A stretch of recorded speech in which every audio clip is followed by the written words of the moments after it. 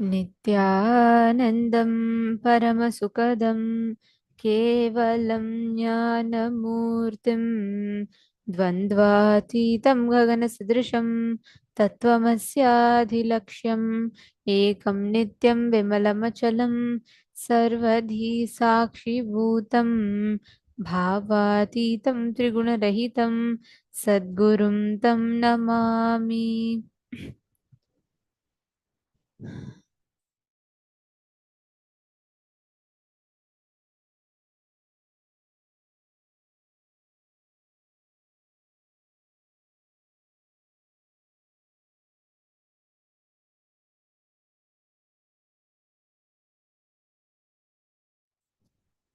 Nithyanandam, we welcome all the participants, every one of you, for the program today. Parashakthi Akashic Readings, a divine interaction with the Cosmic Mother herself. Do you want to know your past, present, and future? Or have you always wondered, what it means to know, to be able to access the Akashic records? And most importantly, connecting to the divine Cosmic Mother, Shakti, Parashakti, Paramashiva Shakti, the Supreme Pontiff of Hinduism, Swamiji, out of his extreme compassion, is making himself available, accessible to the common people, and channeling the energy of Devi Parashakti in a frequency that is experienceable amongst us human beings.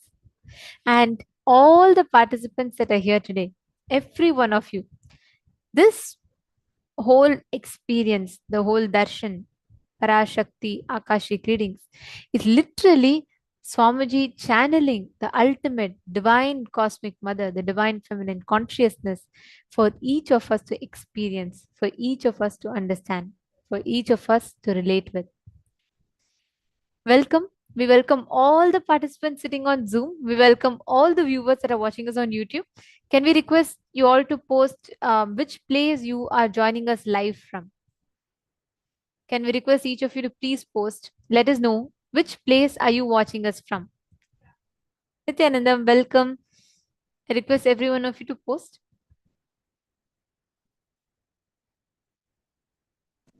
How are each of you doing? And I know yesterday all of us were showered at the powerful blessings of Parameshwari, Parashakti, Devi herself. And I really loved the boon she gave. She said, I'm here not to give you strategies, not to give you advice, but I'm here only to give boons. And she showered all of us with such immense grace. Literally, I know so many of you had also shared this, that we could just not take our eyes off the screen. Such a powerful blessing. How was your experience in that powerful Akashic reading that we had yesterday with Devi herself?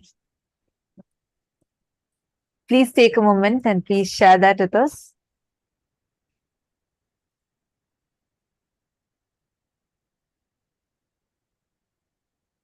Devi Parashakti is the embodiment of the cosmic consciousness. She is the mother of the cosmos. Connecting with her, each of us literally experiencing that feeling connection means being able to access your own experience, your own highest dimension of you, where she, out of her extreme compassion, becomes available to us. She resides in the Sri Puram, the parallel universe of Sri Puram. So, all of you that are here, we welcome every one of you to join, sit through the program. We're going to be learning a lot of beautiful in today's preparation. We're going to be learning a lot of beautiful things, understanding about what is Devi and how, in which plane it exists. Devi Parashakti is the cosmic mother, the divine feminine consciousness. She manifests as Paramashiva Shakti, declaring to universe the supreme truth of how Devi exists, how life happens, how creation, Shakti happens. So, all the viewers that are joining us. Yes, if you're all, how many of you are eager and excited and looking forward to today's darshan? Yesterday, just to see that form of Devi was so beautiful. How It many of was you so feel surreal. Like for me, absolutely? I was like, from the moment Devi appeared on the screen, I just could not move away from the screen even for a second. It was so powerful, extremely graceful, most graceful, serene, yet so powerful. Absolute serenity, extreme divinity, and so powerful. I know literally so many of you had also had a very similar experience, and yesterday's darshan was just wow. I request each of you to share with us how was it for you? What was your experience? And Parashakti also blessed us, saying, till the next time she gives us a darshan, she's going to be residing in all of our spiritual hearts, which is this Anandagandha region. Below our heart center and above our navel center, this region is called as the Anandagandha region. And yesterday, Parashakti had blessed all of us with the boon, saying that she herself, in that very graceful form that we all had the darshan of her yesterday, she is going to be residing in each one of us and continuously being with us and guiding us. How many of you enjoyed it yesterday? Take a moment and please share with us. Okay, we have more participants who joined. Nithyanandam, Ma Bhakti Vasyananda, Ma Sanghavasini, Nityanand to everyone that's here. We have Faith Jepkoir, Nithyanandam. Faith, nice to have you here, Nithyanandam.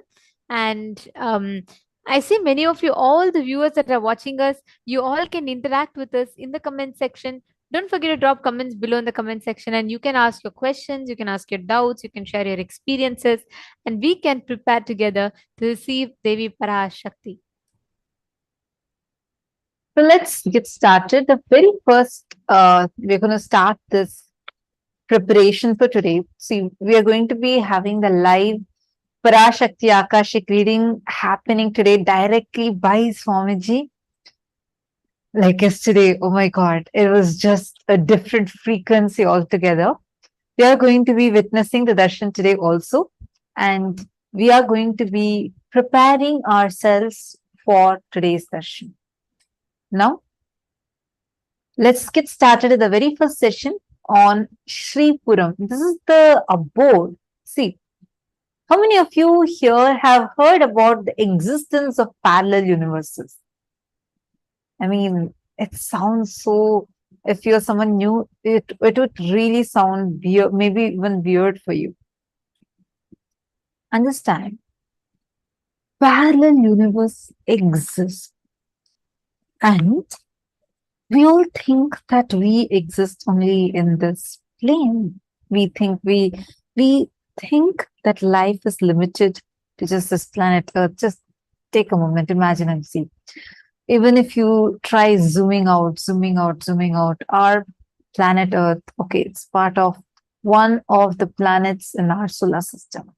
And like this, there are thousands of solar systems where there's a star and there are planets revolving the star and tons of moons together forming the entire Milky Way galaxy. Already we have become insignificant in this. And like the Milky Way galaxy, there are thousands of galaxies just in our visible universe itself. So this humongous universe that exists, do you really think that only life is only possible in this tiny place called Earth compared to this marvelous, magnificent universe? We might be skeptical about it, but let me tell you something. The advancement in the modern technology, the science and technology, is only proving more and more how our thousands of years old ancient texts from Hinduism are true. In Sanatana Hindu Dharma, there is a very clear revelation, like if you refer to the Mrigendra Agama, clear revelation is there about where exactly is the Bhuloka. Bhuloka plane is not just the plane that we see as planet Earth. Bhugol is different, Bhuloka is different, Bhumandala is different. The Bhuloka plane is the plane where the entire known universe for us, not just limited to our planets, solar system, and galaxy, whatever, even what you know as Big Bang, black hole, everything put together is only Bhuloka. About this, there are totally 7 lokas up, 7 lokas down. So these all together is called as the 14 lokas. Beyond these 14 lokas, meaning apart from these, Atala, Vitala, Sutala, Talatala, Rasatala, Mahatala, Patala, and above. Bhuloka, Bhuvarloka, Suvarloka, Tapoloka, Janaloka, and Maharloka and Brahmaloka itself. Above all of these, we have Shripuram, Vaikunta, Kailasa, and Mahakailasa. And each of these lokas are governed by different beings. If you see the lower lokas, there are snakes, asuras, in Patala. Same way, if you go to the higher lokas, there are devatas, there are super conscious mutants in each of these planes. Shripuram is the residence of Devi Parashakti. It is in Shripuram that Devi resides, all her avatars reside. So let us now learn about this Shripuram. What is Shripuram? The space of Devi Parashakti.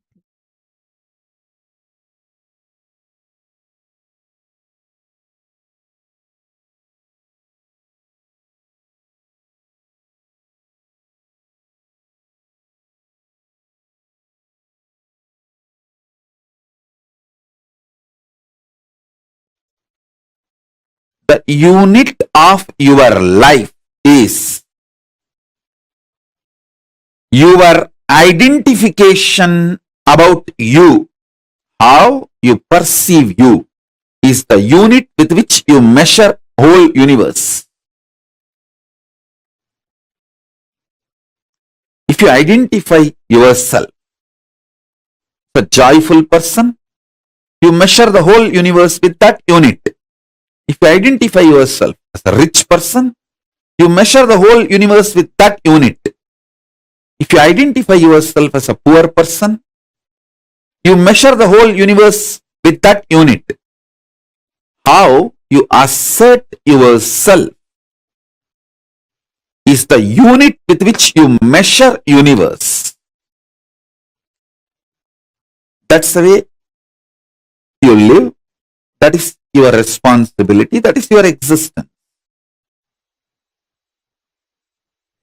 Now I'll give you simple understandings, few understandings. Listen.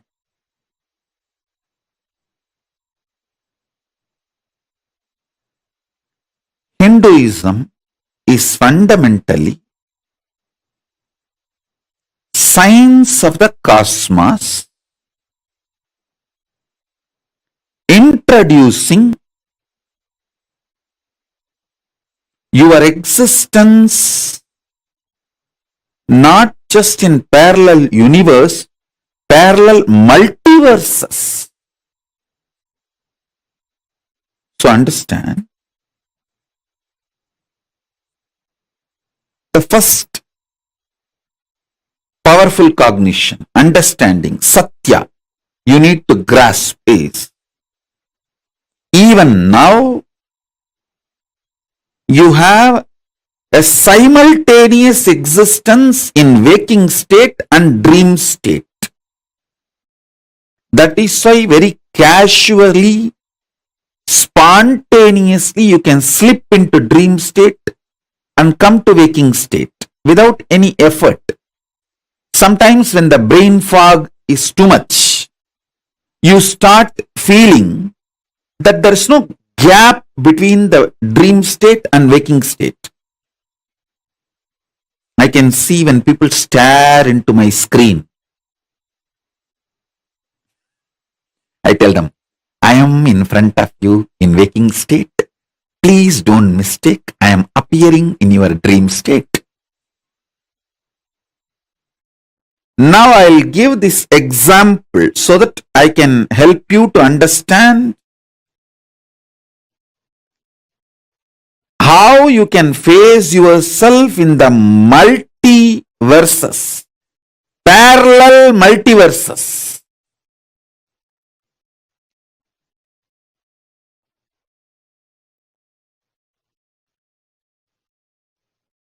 So for now, internalize this cognition. You exist in your waking state and dream state simultaneously and spontaneously. That is why without any difficulty you can just slip into that state, that body, that self, and come back to this state, this body, this self. Your biochemistry is naturally prepared for you to slip into these different states and different cells and experience different existence, different universes. In waking state, the universe you experience is different, and the dream state, the universe you experience is different.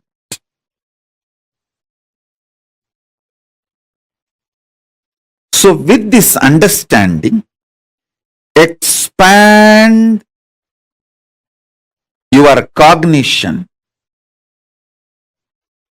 You exist in parallel multiverses like Suvargaloka, Maharloka, Janaloka, Tapaloka, and Kailasa itself. More than next to Tapoloka is Satyaloka, and beyond the Satyaloka is Vaikunta, the Parandama space. Satyaloka is the space of Parabrahma. Then the Vaikunta, Parandama space. Then Shripuram, Parameshwari's space. Then above all, Kailasa. Above the Kailasa, Maha Kailasa, Paramashiva space. Kailasa is where all the Anga Devatas and Avarana Devatas, everyone lives. People who achieved the Salogya, Samibhya, Sarubhya, Sayujya, Mukti with Paramashiva, all of them exist in Kailasa. In Maha Kailasa, he alone exists. In Paramadvaita Swarupa, Paramadvaita Satya. Now,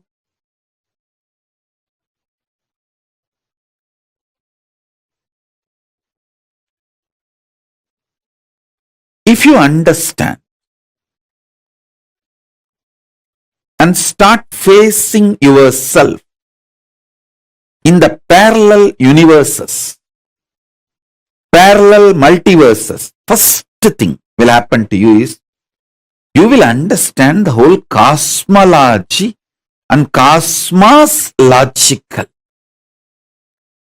The logic of the cosmos. Logic of the cosmos is natural law of life. Dharma. Listen. If you understand the logic of the cosmos,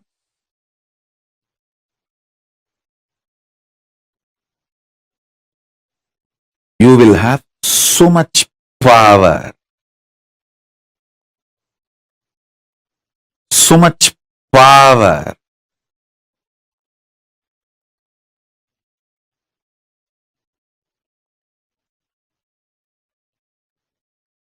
your DNA will be just empowered,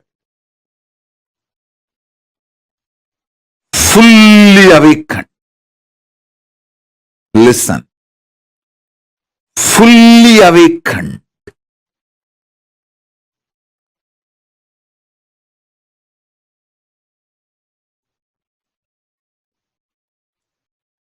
Whether it's a powers or the state, space,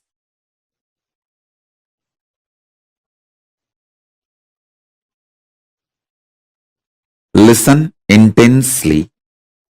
Whether the state, space, powers of Paramashiva or Paramashivatva itself. Your DNA, your biochemistry is capable of spontaneously, simultaneously slipping into the parallel universe, parallel multiverses, and face yourself. Please understand how spontaneously your biochemistry is capable of giving you the experience of the dream state and waking state. Same way your DNA, the awakened DNA through initiation. Once your DNA is awakened through initiation, its biochemistry, its bioenergy is capable of giving you spontaneous, simultaneous experience of yourself in higher lokas.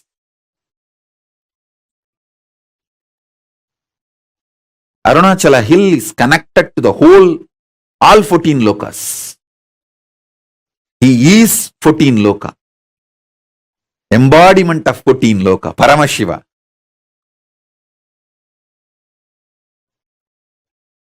All 14 lokas are within him. Arunachala has the address in all 14 lokas. If you write letter Arunachala Bhuloka, Arunachala Swarloka, Arunachala Maharloka, Arunachala Janaloka, Arunachala Tapoloka, in all 14 lokas, there won't be any address confusion. Simply the letter will be delivered. Because in all 14 lokas he exists. And more.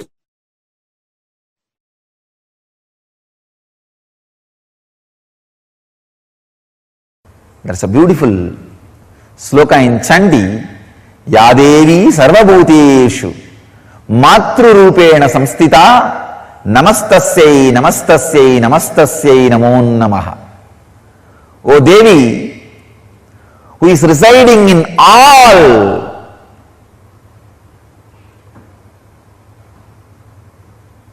beings, bhuteshu, even the beings word is not a complete translation, whatever exists, sarvabhuteshu matrurupena samstita, in the form of ultimate creativity, mother, matrurupena samstita, who is residing, namastasyai namastasyai namastasyai namo namaha. I bow down, I bow down, I bow down, I surrender. It's amazing stotra. The Vedic tradition, there are two literature, 700 slokas, which can directly give you to enlightenment, lead you to moksha. One 700 sloka is philosophy, Bhagavad Gita. The other 700 sloka is technique, Chandi, Sabdasati, which can directly lead you to enlightenment just by reciting. Nothing else need to be done. See, Bhagavad Gita is linguistic importance. Understand, try to practice. Chandi is phonetic importance. Just reciting. Nothing else. Just reciting. It can lead you to enlightenment. I tell you, there is no enlightened being on the planet Earth without worshipping the sacred feminine, including me. I am basically a Sakta. I myself followed Devi worship from the beginning. If you see my biography and all the deities I carved, the darshan I had, all mother based, the Devi based.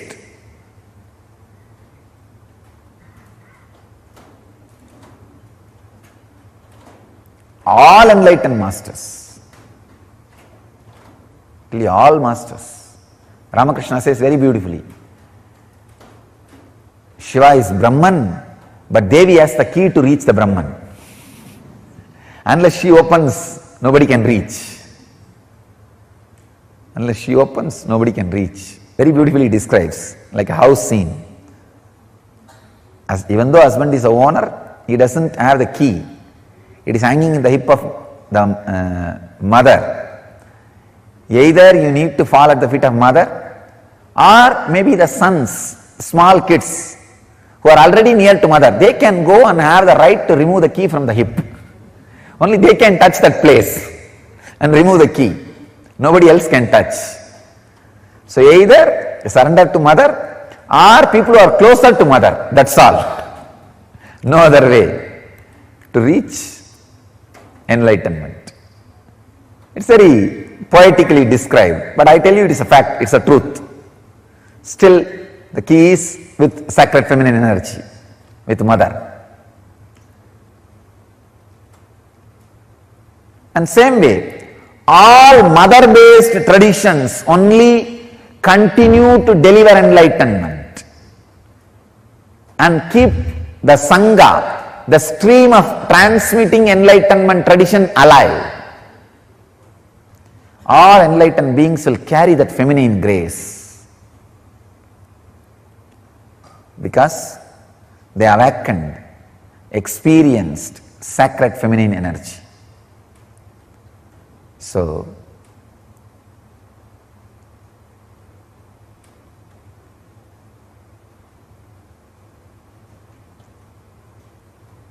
meditate on sacred feminine energy, mother energy, healing energy.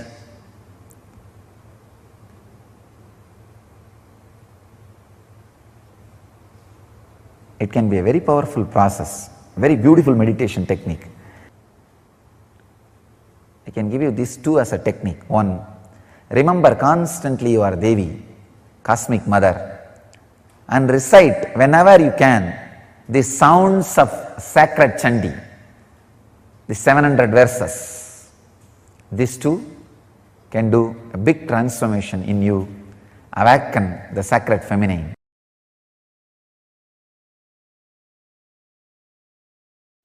Once I went and told my Guru, Mata Vibhudananda Puri Devi, I went and told her, you are telling me that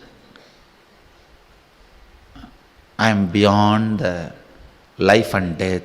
She read out Ribhu Gita to me that day and explained some of the great truths in Ribhu Gita, and I will strongly recommend all my disciples read Ribhu Gita.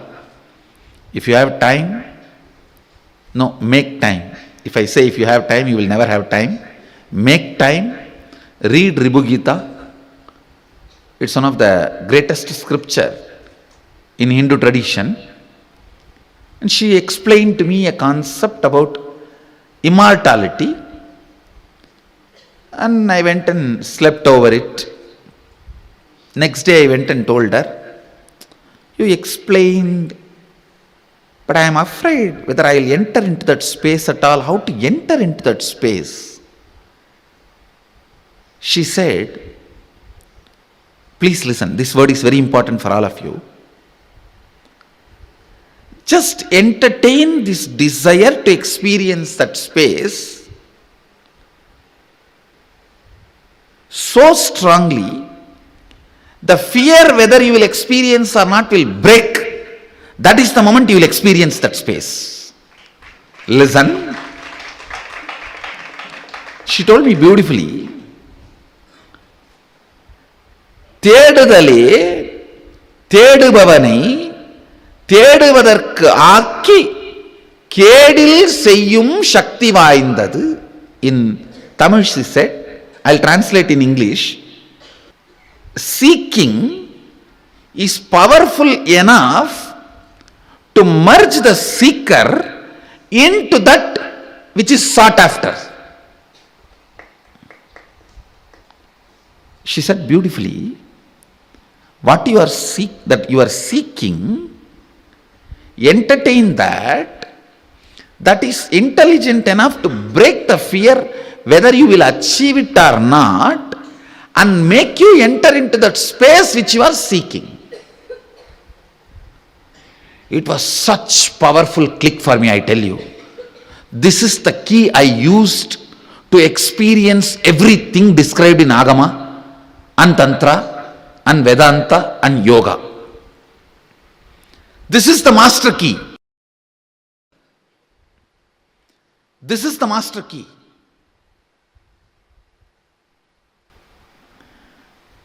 If something clicks with you the moment your master utters, your heart is waiting for the truth. Understand? Your being was waiting for the truth.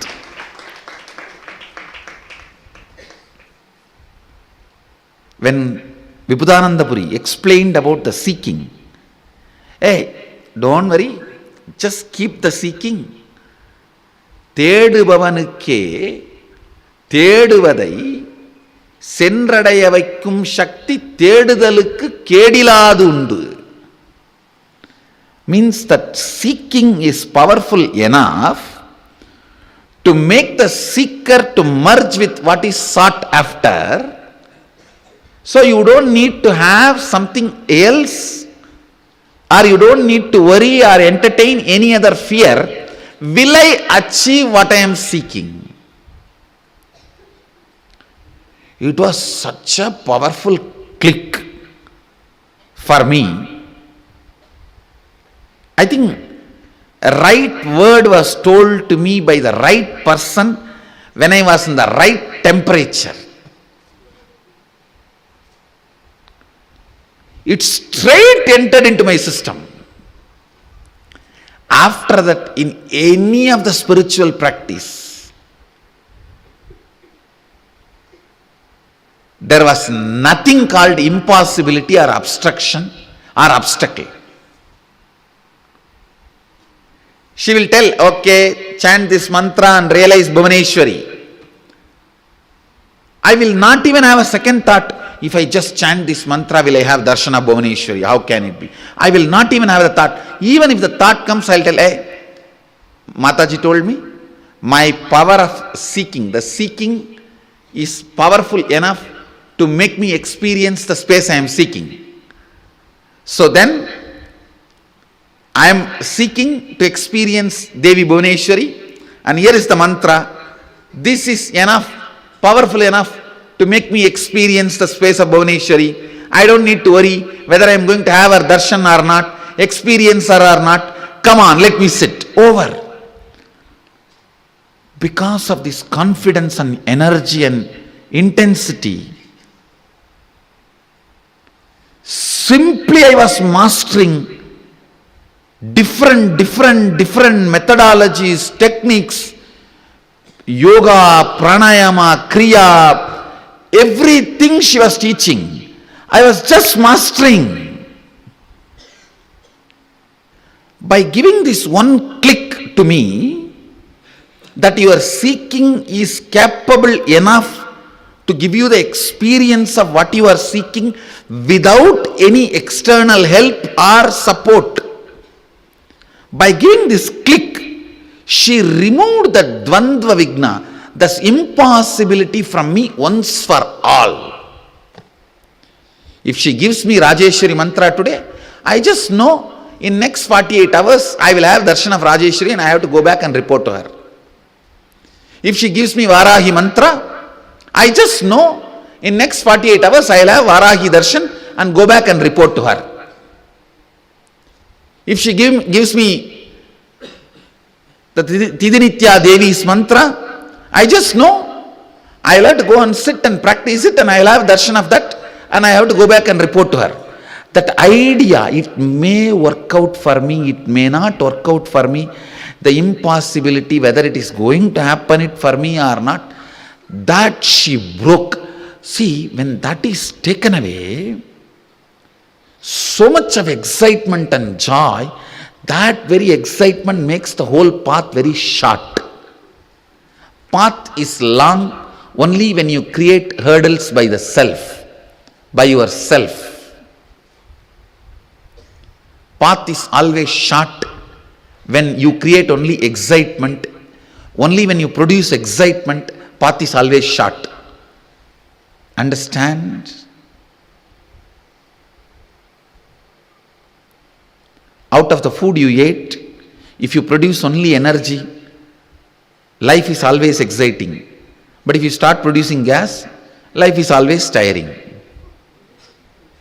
The same thing. Out of your thought current, if you produce only energy, excitement, sadhana is always great, exciting, enjoying, beautiful. But out of the same thought current, if you produce again and again impossibility, SDHD, spiritual practice is tiresome. Who knows what is happening? Who knows what is true? What is wrong? What is right? Will I have it? Will I get it? Or maybe it worked for him in those days when his body was without toxins. Now, who knows, my body is full of toxin, and will the same process work for me? You will have 1,000 stupid questions to make you strongly believe it is not possible, at least for you. That is what I call Dvandva Vigna. The second day, over, break up. If you fought with your girlfriend and did not pick up her calls one night, 40 times she broke up with you, and 41 times she has come back to you. If she is too emotional, 80 times. If you are smiling, it is clicking with you. Understand? No, really.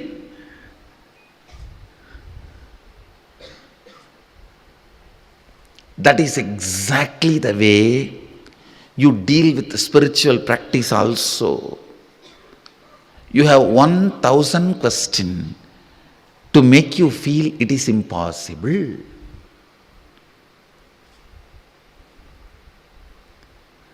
At least within 3-4 days you are convinced, if it is not second day or third day. Within 3-4 days you know, this is not for me. Over. I tell you, liberating me from the Dvandva Vigna mental setup is the greatest thing my Guru has done to me. With this one click, listen, I am not asking you to get depressed by thinking about death. I am not interested in taking away your confidence which you carry that you are going to exist forever. I am not interested in taking away that confidence. And the confidence is not false. That's the good news. Yes, you are going to exist eternally, but please decide to associate yourself with that permanently. It is like just by having the fish smell, you imagine you ate fish. Just by having the confidence which is the smell of the eternal consciousness, you start deluding yourself, you experience that eternal consciousness. That is what I am telling you. Smell is not eating. Please listen. Sometime, if you are planning to eat just for the sake of taste, not because of hunger, even if you enjoy the smell of the hotel, you will feel like you ate already. You won't feel like eating. If you are not really feeling hungry, but you decide to eat just for the sake of taste, or you saw the photographs of that food in the hoarding, in the poster, if you just decide to eat for the sake of taste or for the sake of the way the food looks, even if you enjoy the smell sitting in the hotel for a few minutes, you won't feel like eating, you will be full. Same way, if you are superficially looking into you, what is death, all that, even the smell of your consciousness, which is confidence. Let me explain. It's a very subtle point I am trying to explain. Listen. There is part of you which never dies, which is eternally alive. Your consciousness, your bioenergy.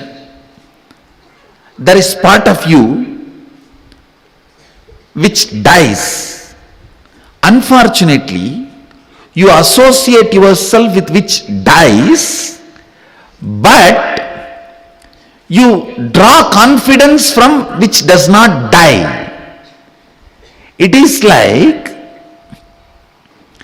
just by smelling the food, you feel you ate and you are fulfilled. Smell can never fill your stomach. Listen, only if you eat, it can fill your stomach. Same way, just the confidence of bioenergy, you are never going to die, will not make you enlightened, solve the issue once for all. The confidence of your bioenergy, you are never going to die, will be there till your nail gets broken or you face a small fracture. A hairline crack is enough to take away your confidence that you are eternal, you are not going to die. Please listen. You are eternal, you are not going to die. That confidence is only the smell of your bioenergy, not experience of your bioenergy.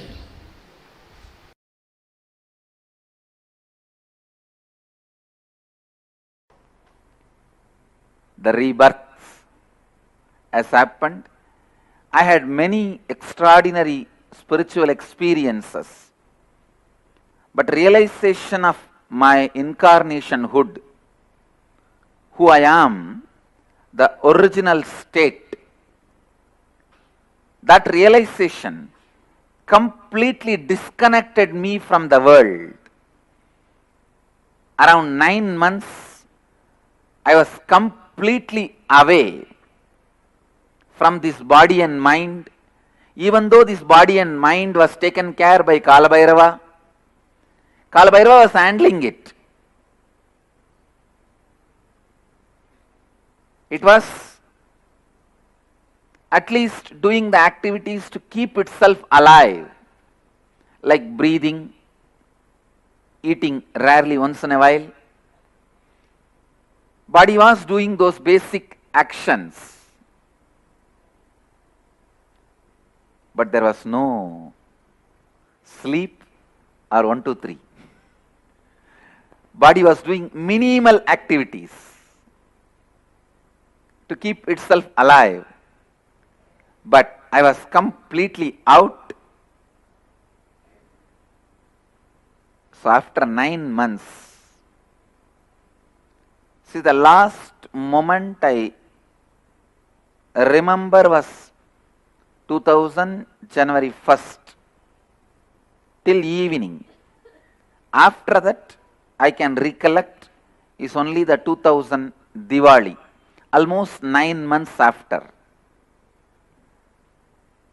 Only on the Diwali day, 9 or 10 months.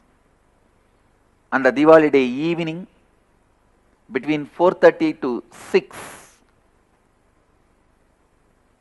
I saw very clearly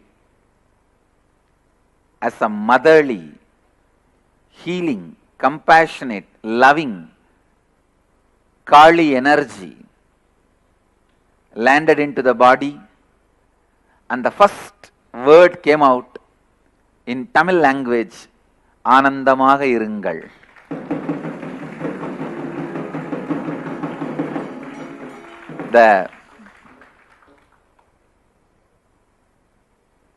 After almost 9 to 10 months gap, that was the first word, just like a cracker, explosion, it came out.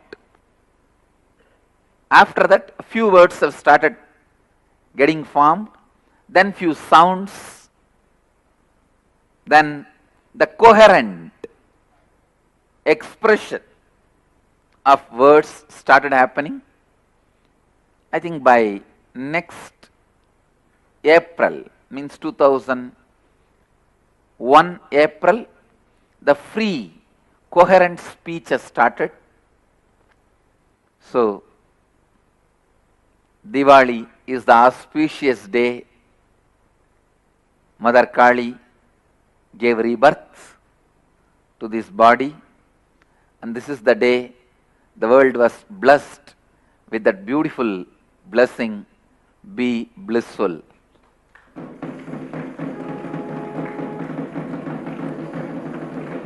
Even now, I always see, if that word comes out as a blessing, that's it. Whatever the person is asking, such a strong space is created as a blessing for that person, and I can say it's a real tathastu. It happened.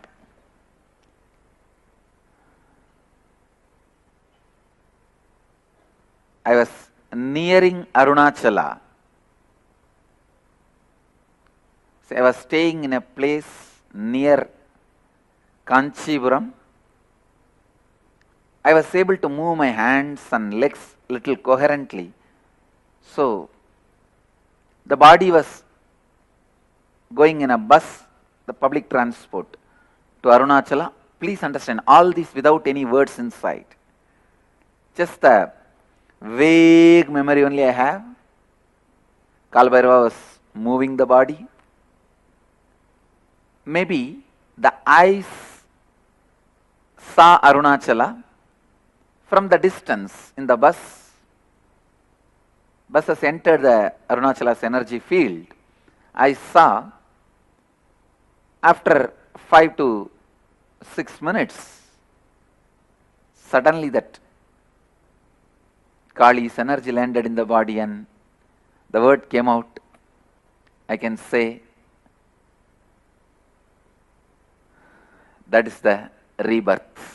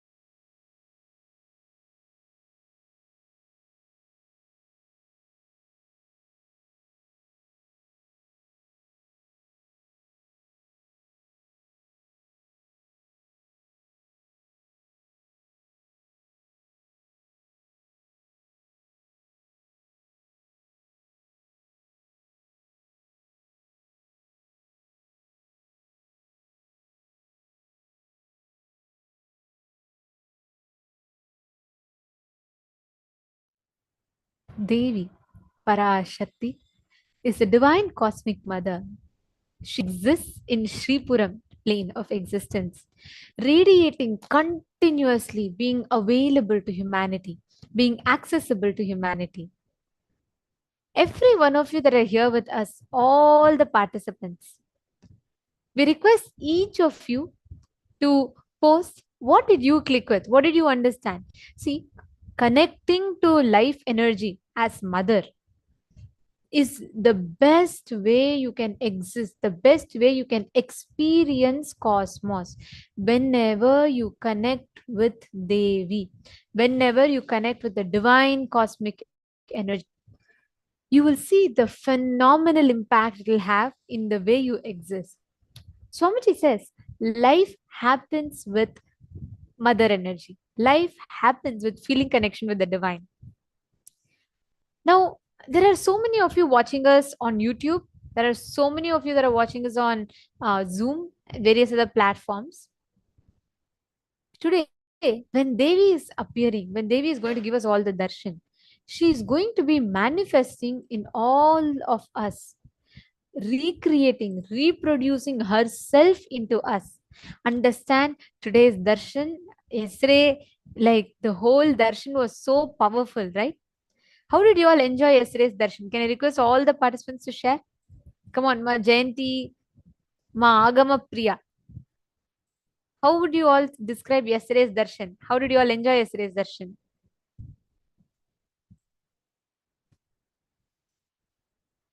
Can I request all of you to post in the chat? Ma Bhovati, Ma Virupaksha. So many of you had posted yesterday about how you were so intensely experiencing the presence of the divine cosmic mother. Just by seeing Devi, you felt that intense manifestation happening. The Devi Puranam, the very beautifully describes, Devi Bhagavata Purana describes, when Devi generates, she becomes the energy that pervades the whole universe. She fills in everyone. She is described as the most beautiful, most compassionate, most powerful form of Paramashiva, through which she intensely radiates, and becomes available, accessible in the human dimension. Just her one, the dimension that she's available in. Understand, we will have that immense power of experiencing that deep feeling connection with her. Every one of you that are sitting here, Devi, the manifestation of Durga, Jagat Janani, Jagadambika, she is a source of the cosmos. Just like how so many waves may raise in the ocean, it raises in the ocean, it remains in the ocean and falls back in the ocean. Same way, we all come from her, we all exist as her, and we all go back to her. The time that the ocean, the wave is up, the top of the wave, it can't think, oh, I'm separate from the ocean, ocean is different from me, so better let me have an independent existence. Whatever its delusions are, the reality is what? It started from the ocean, it's because of the ocean, it is going to merge back with the ocean. We all came from Devi Parashakti.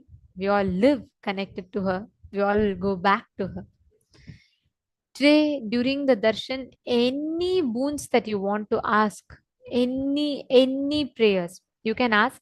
Swamiji, as Devi Parashakti herself, will be granting you all.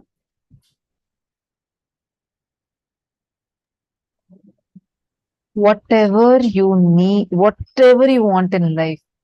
Actually, every time, even you just act like putting in effort, Parashakti just rushes and comes towards you. And she fulfills you, she overflows through you, and she manifests abundantly for you. Nithyanandam, to all the viewers that are here with us, Nithyanandam, to each and every single one of you, Chinnappan, Nithyanandam, and Leda Cabrera, Renuka, Sanghavasini, Nithyanandam, to everyone.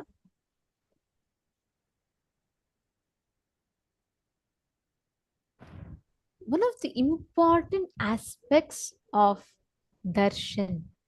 When you see Devi Parashakti, understand in Hinduism, anything to do with connecting with life, anything to which we need to add sacredness, we always call it as mother.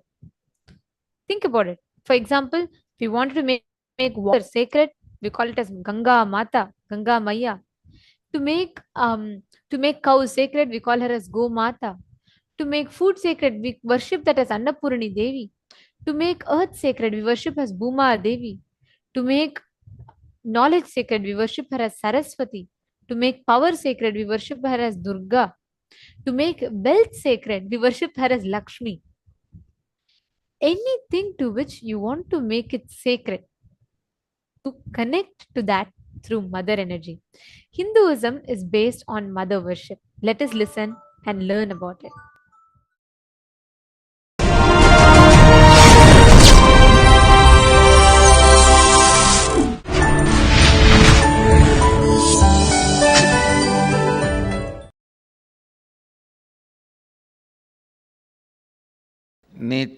नित्यानन्देश्वर समारम्भाम् नित्यानन्देश्वरि मध्यमाम् अस्मदाचार्यपर्यन्ताम् वन्दे गुरुपरम्पराम्.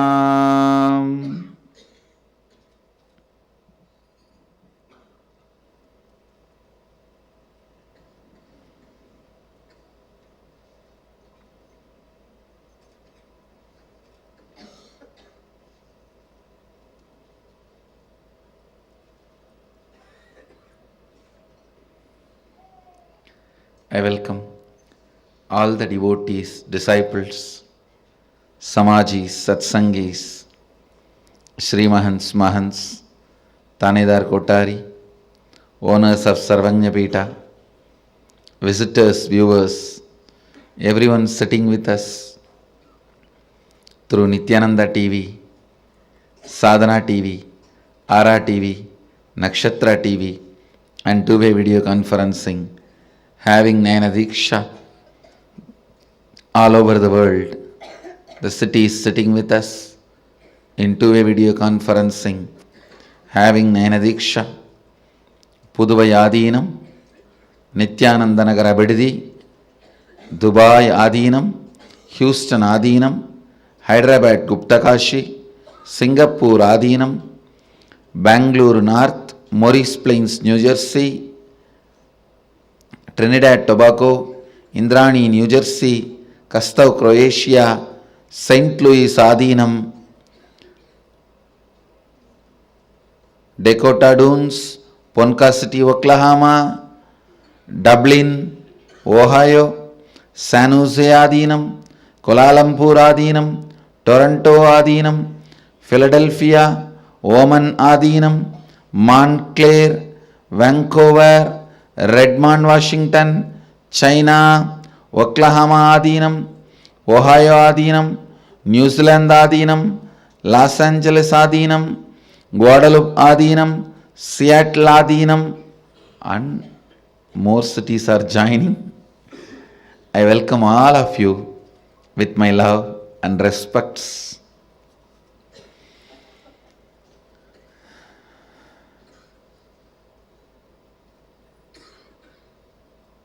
Today,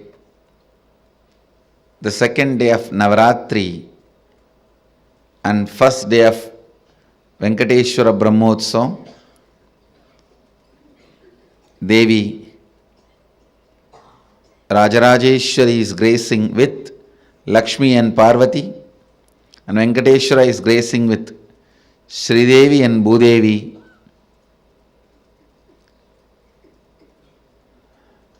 Let's first receive their blessings.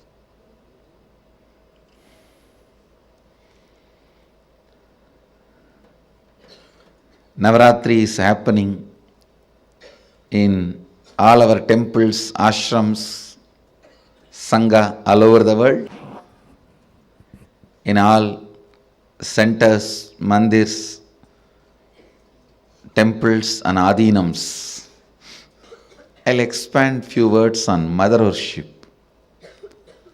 Please understand, first and foremost relationship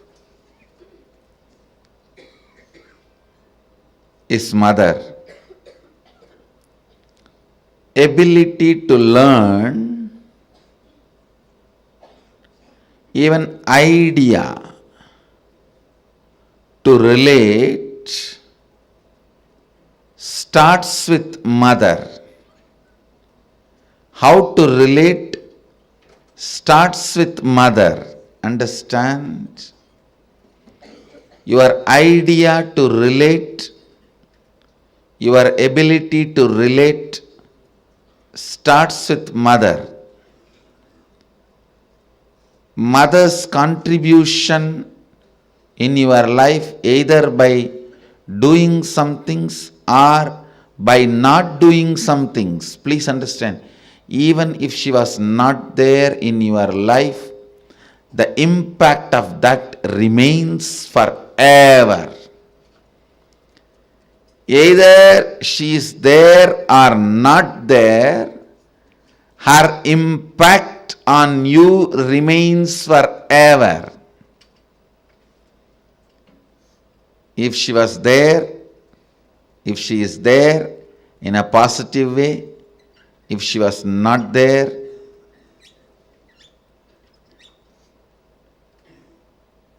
her absence impacts you forever, I tell you. Mother is too important way to connect what do you think as life.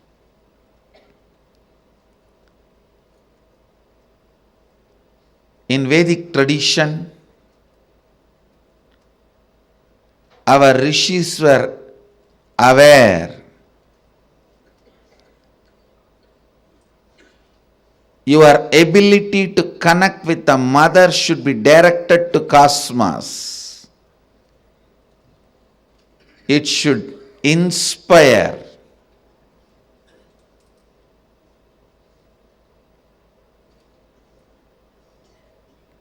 It should awaken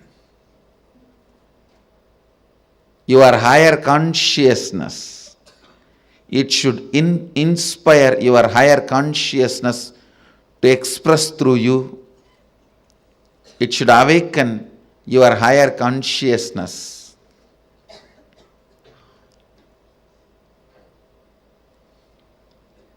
Connecting with life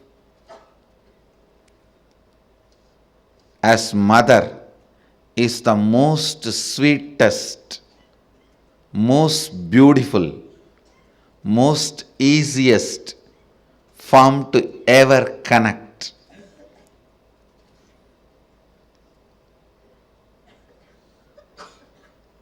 Please understand, my childhood was full of spiritual experiences, amazing spiritual masters, great yogis like Raghupati Yogi, Vibhudananda Puri. The personalities of their stature, Ram Surat Kumar, Annamalai Swamigal, Sadhu Om. I can list the personalities, great spiritual personalities. And I was exposed to all the spiritual thought currents and traditions like Vedanta, Saiva Siddhanta, Shaivism,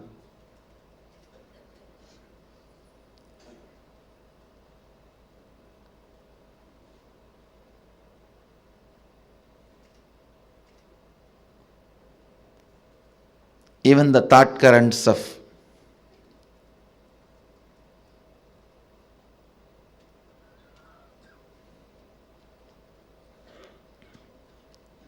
Sankhya, Yoga, Nyaya Vaiseshika, Purvamimamsa, Uttaramimamsa, various yogic sampradayas.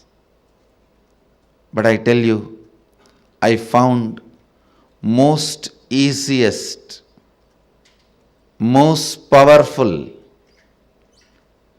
most inspiring, most exciting way to connect with life as the form of mother. It's mother worship. I myself chose, after being exposed to so many spiritual masters, experiences, and philosophies. I tell you, if you want tremendous peace and healing in your inner space, choose mother worship.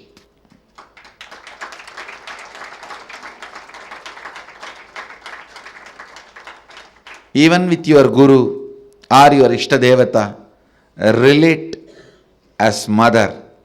You will see the kind of a healing in your biomemory. It will lead to extraordinary healing, unimaginable healing, extraordinary completion, unimaginable completion. Blessed are those who had responsible mother till you became 14. Actually, till 14 only you need. Till you become physically matured, you need mother. Blessed are those who had life around their mother till 14. I tell you, till 14, if you had mother living around you, living with you, then you know how to connect with mother. You don't need a separate lesson. Connect with the divine the same way.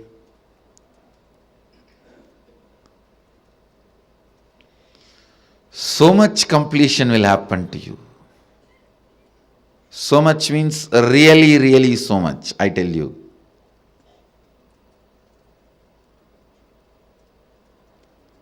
There are various attitudes, bhavas, techniques, methods to connect with the divine, higher consciousness, but nothing like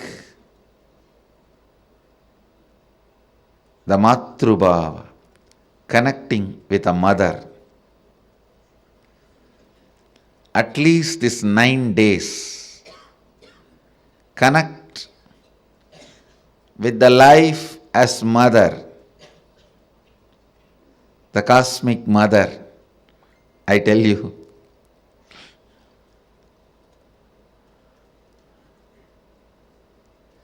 then you will understand you will never be same again after these 9 nights. These 9 nights, not only you will wake up, you will be awakened.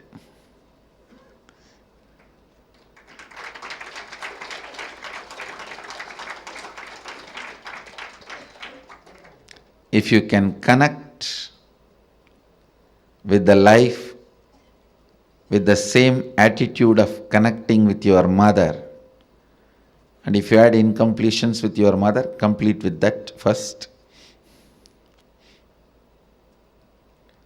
And connect with the cosmos, the cosmic mother.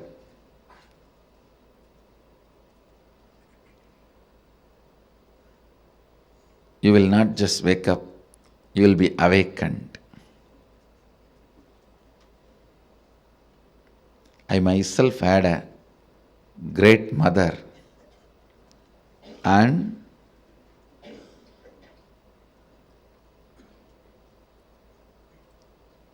amazing connection with life in the form of mother.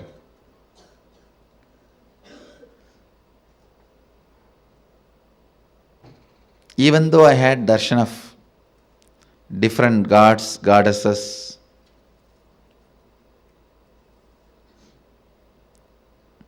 Mahadeva himself in the form of Arunagiri Yogeshwara, but everything was in the undercurrent, with the undercurrent of mother. Even Arunagiri Yogeshwara, he was so much mother for me than Guru. Even Raghupati Yogi, a old yogi, so much of motherliness I experienced with him than his Gurugiri, than him being a Guru.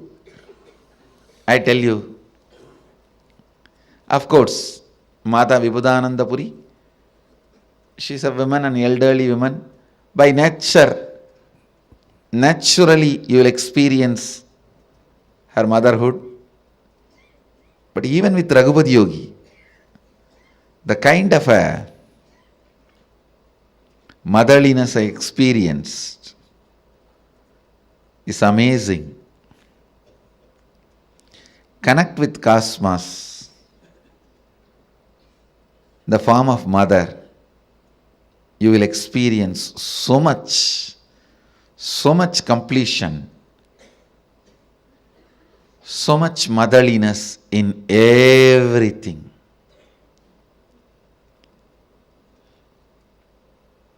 People will experience so much motherliness from you in everything, I tell you.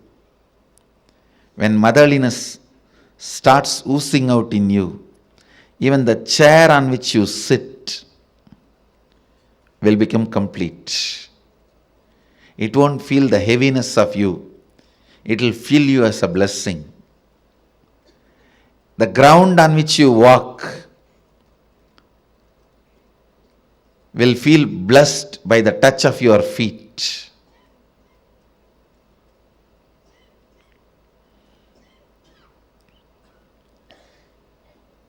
The air you breathe will be blessed.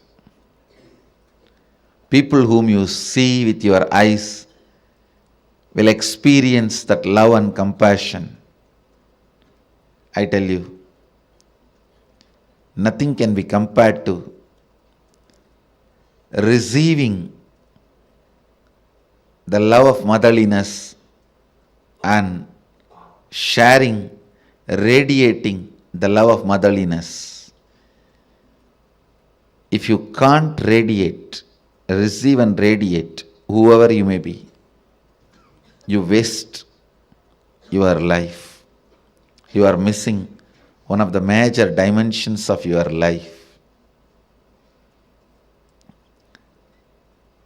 Whether you relate with your Guru or your God, it can be any God, Shiva, Vishnu, Parvati, Durga, Kali,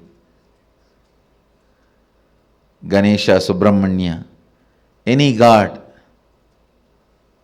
If you can relate with the tremendous motherliness, if you can perceive motherliness from your God and Guru and radiate that motherliness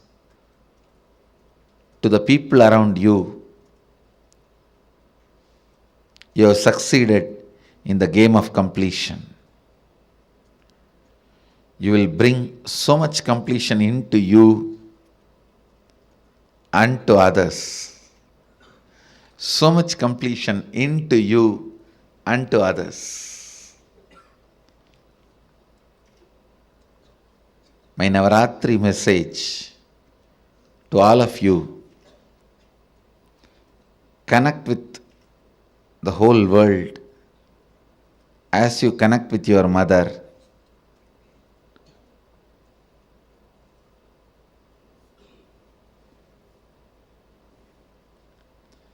Be a child to life.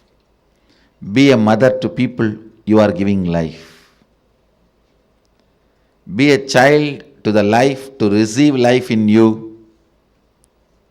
Be a mother to people to whom you are giving life.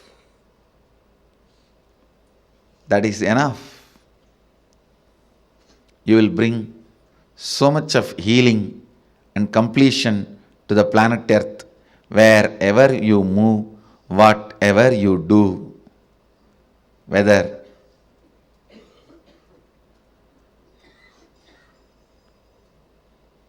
you are a professional, engineer, lawyer, doctor, politician, political leader, celebrity, spiritual leader, whatever you may be doing,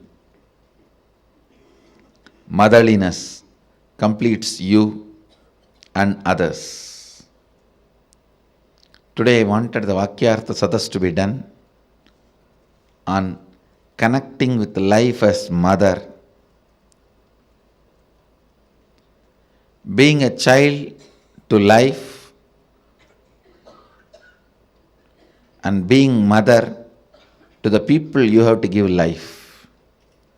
Being a child and being a mother. Have Vakyartha Sadas on this subject and internalize.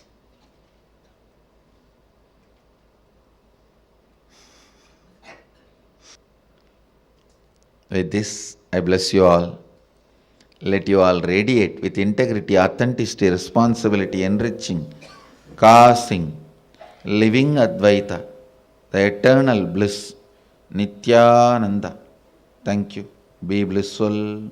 Nithyananda Dhyanapītam, Nithyananda Nagar, off Mysore Road, Bidadi, Bengaluru. Phone 08027279999. www.nithyananda.org. www.youtube.com/lifeblissfoundation.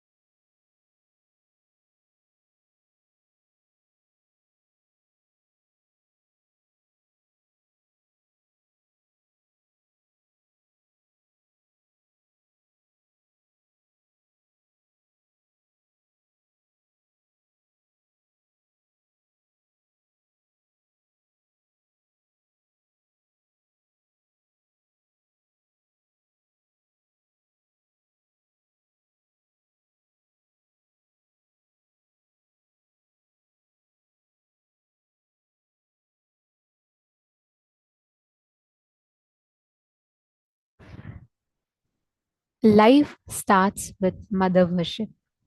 Hinduism has this unique tradition of connecting to life as mother, Parashakti, Paramashiva Shakti. Life starts with this mother worship. We experience life, we connect to life with mother worship.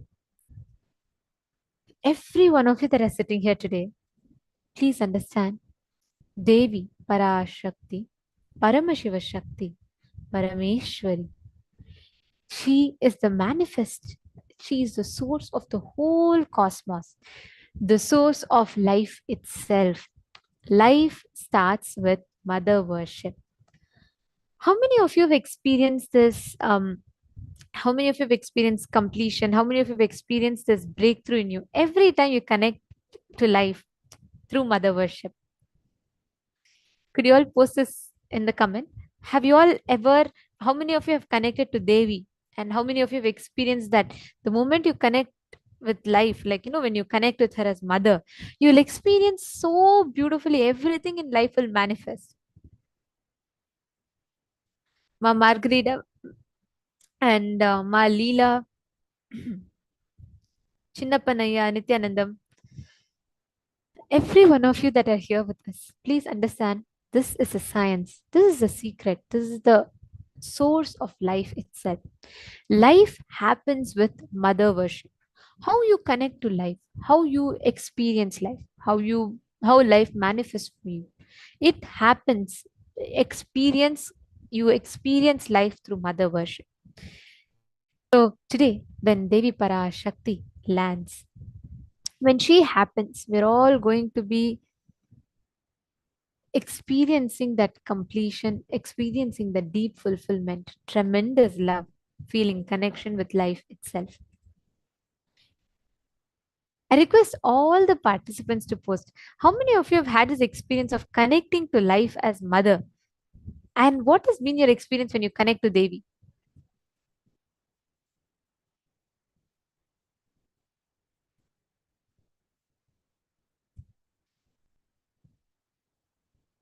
Ma Prematasi saying it was divinely sweet, and Ma Maha Kama Vimukta is saying that very great, and you feel gratitude when you connect. Okay, beautiful. See, understand, mother worship is a source, the way you can connect to life, because mother energy is a source. For anything to happen, you need a component, something to mother it. For the whole universe to happen, it is Devi Parashakti. Her energy is the source energy, the life energy on which the whole universe is created. Shiva, Shakti get together to create the Brahmanda. Every atom, every molecule in this universe vibrates constantly in the tune of Shiva, Shiva. Swamiji very beautifully explains how the molecular vibrations that we all experience, the atomic vibrations, a small subtle vibration of the whole universe. Constantly, it is Shakti who chants Shiva, Shiva. Her breath is Shiva. And that energy, that vibration is what the whole universe constitutes of.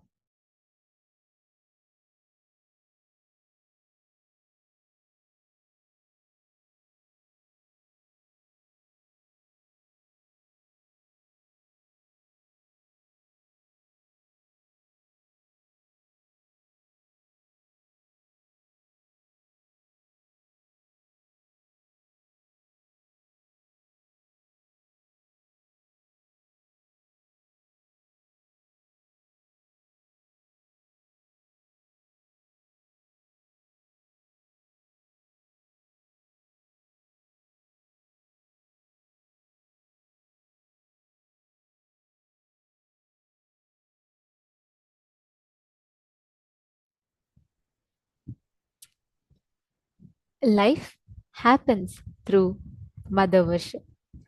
Now, whenever we have the darshan of Devi, right? We literally experience the awakening of the Kundalini Shakti in us. Understand? Whenever you connect to Parashakti, Paramashiva Shakti, you experience life happening through the ultimate awakening of Kundalini energy, the Kundalini Shakti in you. Today, during the darshan, all of us are going to be receiving the energy, initiation, and blessings directly from Devi Parashakthi Parashakti Jagat Janani. During the darshan, any questions you want regarding your past, present, future, either of yourself or of the whole humanity, you can ask all of this to Devi Parashakti. All questions, like Devi beautifully told yesterday. She is not here to give strategies. She's not here to give advice. She's not here to give jnana. She is here to directly grant you the boons. She is here directly to manifest the reality that you want. She is here to shower us with enlightenment itself. Now, what is the science of darshan? It is very important that we understand how Bhava Samadhi darshan works. When we say Bhava darshan, when we say Bhava Samadhi darshan, what exactly does that mean? The very word Bhava Samadhi has a deep significance, a tremendous significance. Understand, whenever you connect to Devi, the divine cosmic mother, she reveals the reality as it is to you, grants you whatever you ask for, that will become reality. That is the exact process that we all experience during the Parashakti Akashic. காளியின் ஆட்டத்தை ஆனந்தத்தை ஆனந்தத்தொடு ஆடிய ஆட்டத்தை கண்டோர் உயிருக்குளெல்லாம் இறங்கி குண்டலினி உயிர்ப்பிக்கச் செய்து மாய மனத்தின் இருளை அகற்றி மாயம் அழித்து மங்களம் தந்து குரு பக்தியும் சிவ பக்தியும் பரமசிவ பக்தியும் பரமசிவ சக்தியும் அளிக்கின்றேன். மனமாயை விடுத்து குரு பதத்தை பற்றுங்கள். நித்யானந்தமாய் நிஜாவதாரமாய் வந்துதித்த என்னை பற்றி வாழ்வில் எல்லா நலமும் பெற்றிடுங்கள். ஓம் ஓம் ஓம். யாதுமாகி நின்றாய் காளே.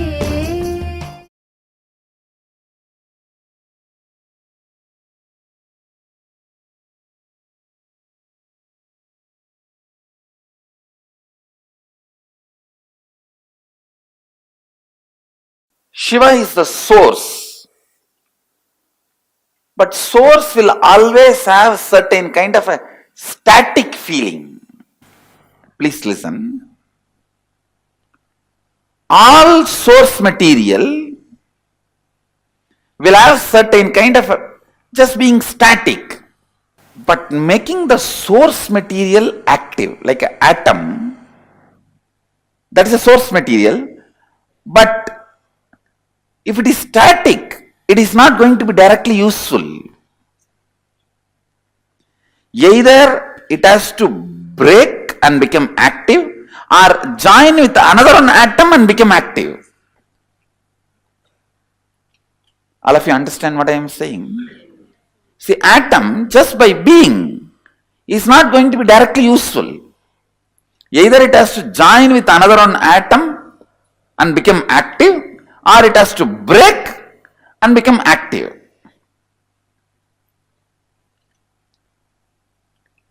Only when it becomes active, it is directly radiating energy, power, does what we want.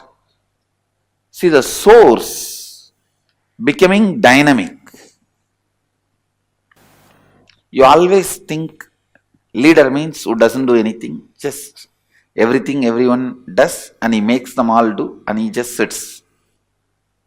But a real leader, the core of him will be more active than anybody under him.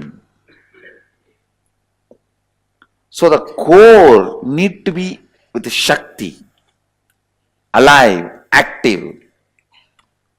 So now you will see that very core becomes active. In a way, only when Shakti enters, Shava becomes Shiva. If Shakti is not there, Shiva is only Shava. See, only when the Devi sits, it becomes Pancha Brahmasana, means where the five gods, Brahma, Vishnu, Rudra, Ishana, Sadashivam, all the five make a seat. When the five God means five activity: creation, maintenance, destruction, putting in people into delusion, and enlightenment, giving enlightenment. This five activity is done by five gods. All these five is the asana, seat for Devi, Shakti. When Shakti sits, it becomes Pancha Brahmasana. All the five become gods. When Devi is not sitting, it is Pancha Predasana, five body. So it is becoming active that brings life.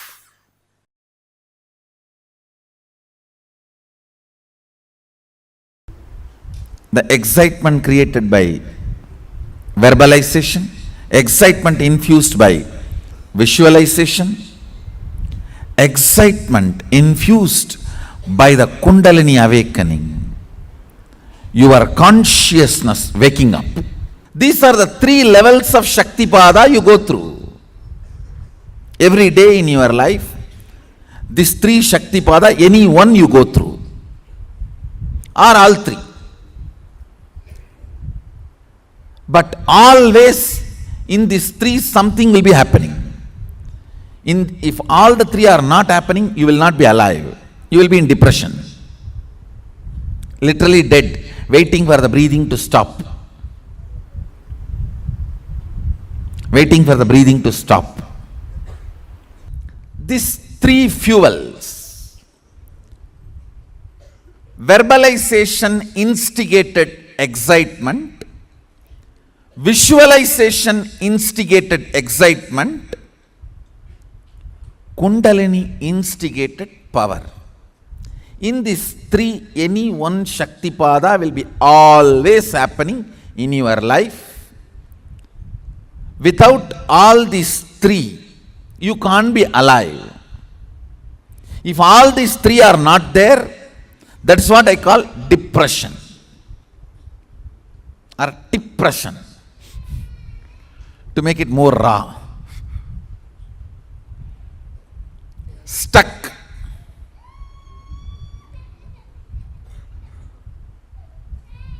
Not knowing what to do, not moving what to do, not flowing with life. Understand?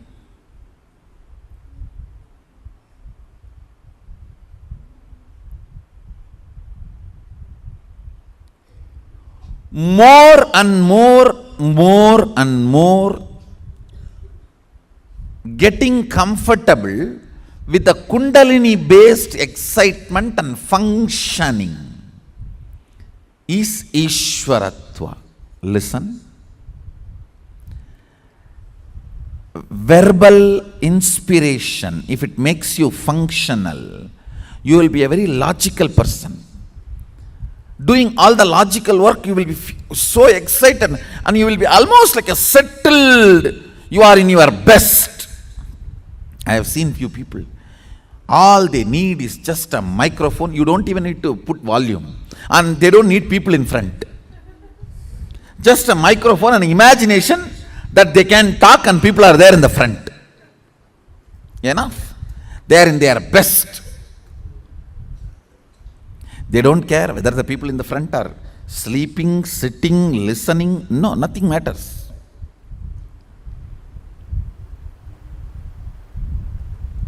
If you are visualization excitement person, you will forget even your food by painting or dancing or carving. I still remember there was a period in my life just decorating deities I'll forget day and night. I tell you, decorating deities physically and taking care of the cows physically is one of the best vatavarana for your muscle memory and biomemory. Anybody feels stuck in your life, feeling confused, stuck, confused, don't know what to do, no inspiration. Understand, when you don't have inspiration and you want to hold on to your outer identity, you want to continue to keep up your makeup and arrogance, you become worst cunning. Now, you have to make up for all your failures by lying.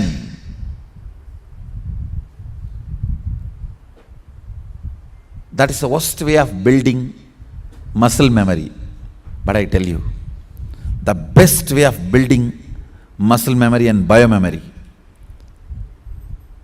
when you take care of the cows, you see, please understand, cow is not something I am talking about because I am born in Hindu tradition. Please understand, the very biomemory, muscle memory, DNA of the cow awakens certain energy in you, joy, peace, completion, sacrifice. No wrong fuel is possible. Fuel has to be right.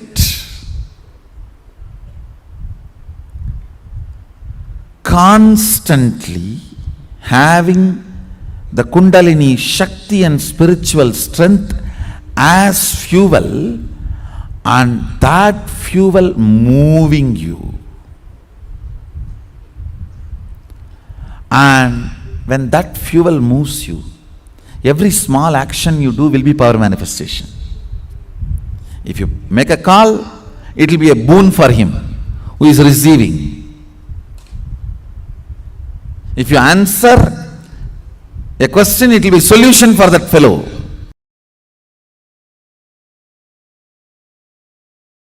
Conscious resources.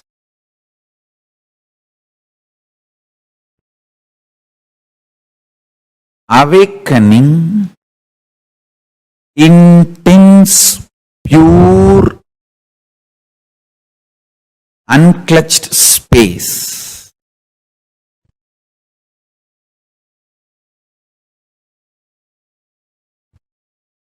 Listen to these two words: conscious resources, awakening, pure, unclutched space. These two supports one another. If you start manifesting power, conscious resource, that inspires you to unclutch. Unclutching makes you experience more conscious resources. More conscious resources makes you more unclutched. Like a Nirahara Samyama is one of the conscious resource. Ability to deal when your stomach is throwing tantrum. I need food, I need pizza, I need burger. Ability to handle your stomach when it throws tantrum is a conscious resource, and that inspires you to unclutch. And unclutching makes you manifest more conscious resources and makes you manifest powers. When you manifest power, you know the Kundalini Shakti oozing out from inner space and does wonderful, miraculous things around you.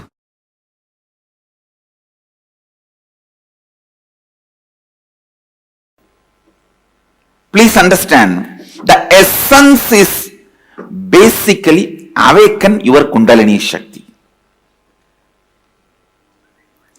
Awaken your Kundalini and raise it to the highest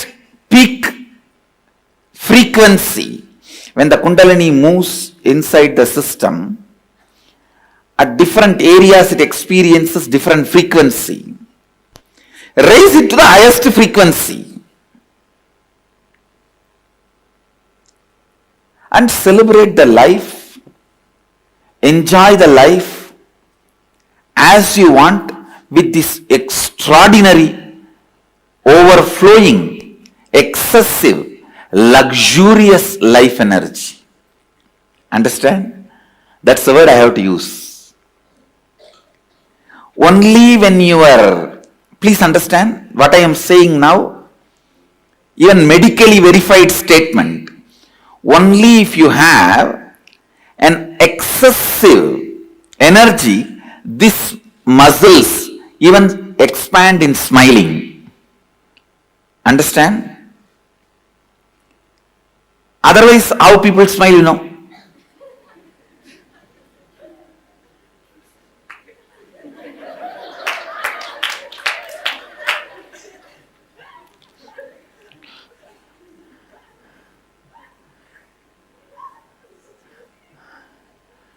Now I am telling you,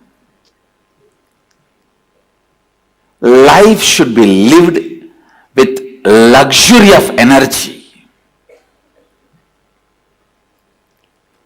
I am telling you, if you think the car you drive, the chair you sit, and the house you live, that only demonstrates your luxury.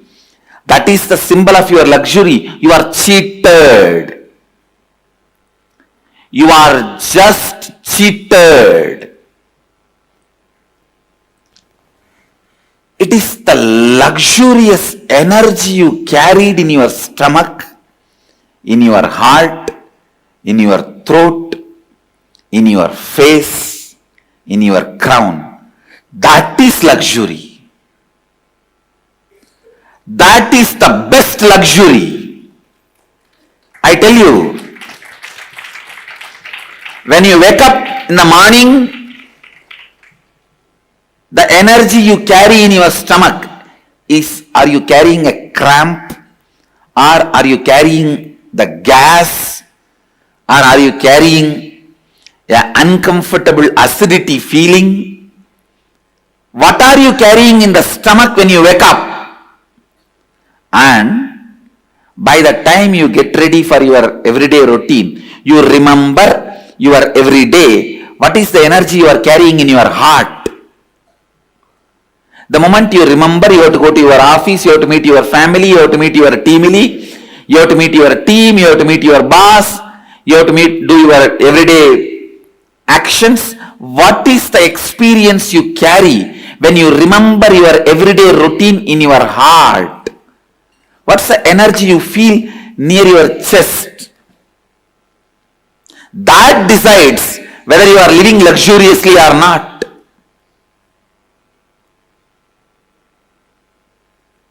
The way you carry yourself, what your shoulders are feeling.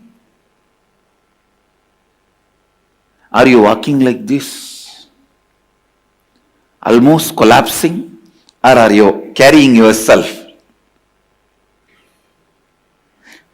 Drop yourself every day in highest Kundalini.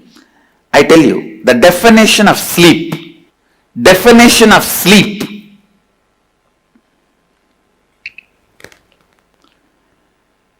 definition of sleep, you should never feel tired, bored when you close your eyes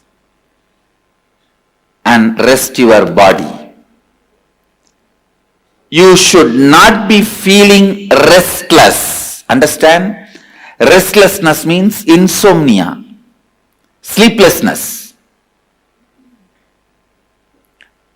turning this side, that side, tossing around.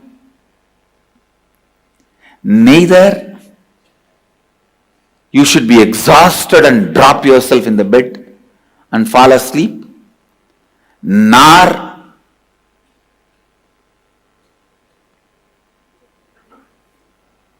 you should be restless without getting sleep. it should be just entering into the energy space. And it is possible. I am not giving you any great theories. No. Just remember, last 10 or 12 hours, the wax with which you made this world, the circus tent with which you opened and running your circus, now wind up the whole thing, melt down the whole wax and drop it into the source and relax.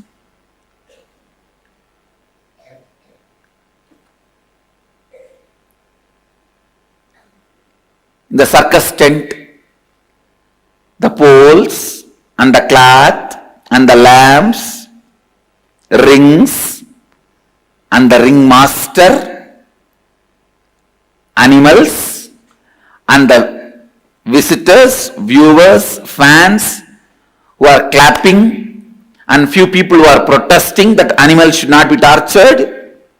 Everybody is you. Every night when you are dropping into that space of powerfulness, remember, everybody is you. You are doing this drama. You already gave the script to all of them and playing the game. You are doing this drama. You have given the script. Just relax into that powerfulness which comes when you do completion every night before falling asleep. Just complete whatever incompletions you remember and fall into that powerful space.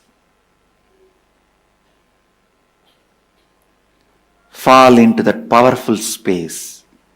Neither you should be tired or bored or exhausted when you fall asleep, nor you should be restless, sleepless.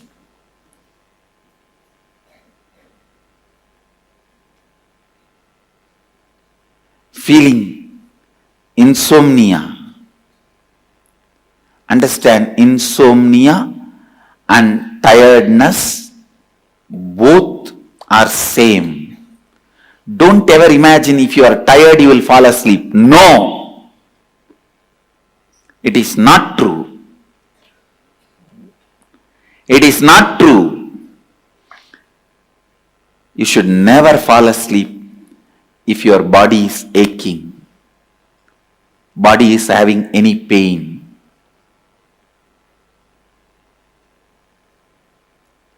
Complete with all the physical, mental pains, boredom, all that, and just drop. Complete. When you fall asleep in the space of completion every night, your Kundalini will be raised to its peak. Because awakening the Kundalini and keeping it in its peak is more easy in the night time while you fall asleep than in the daytime. Because in the daytime there are so many distractions. Even if you raise your Kundalini up, the moment you see your spouse, it comes down, tatak. And then you remember Anandagandha, these, that, completion, and bring it up. The moment you see your boss, tatak. And then you do something and tak, tak, tak, tak, tak, bring it up. The moment you see somebody who gave you the loan, thumb, down. It just goes up and down like a roller coaster.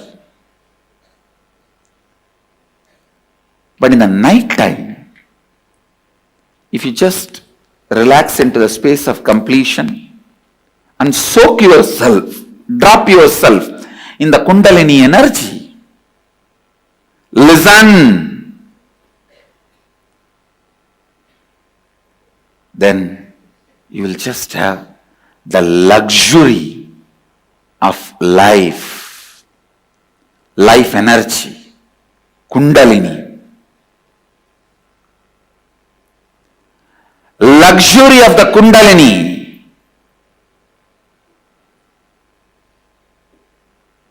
is the gift I am giving it to the world. Understand? Anybody who claims you are my disciple, follower, devotee, you should have received this gift, luxury of Kundalini.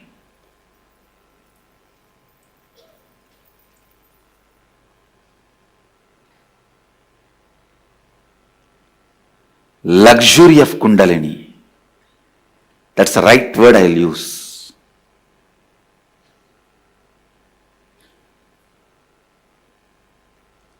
No question of any powerlessness. The way you carry you,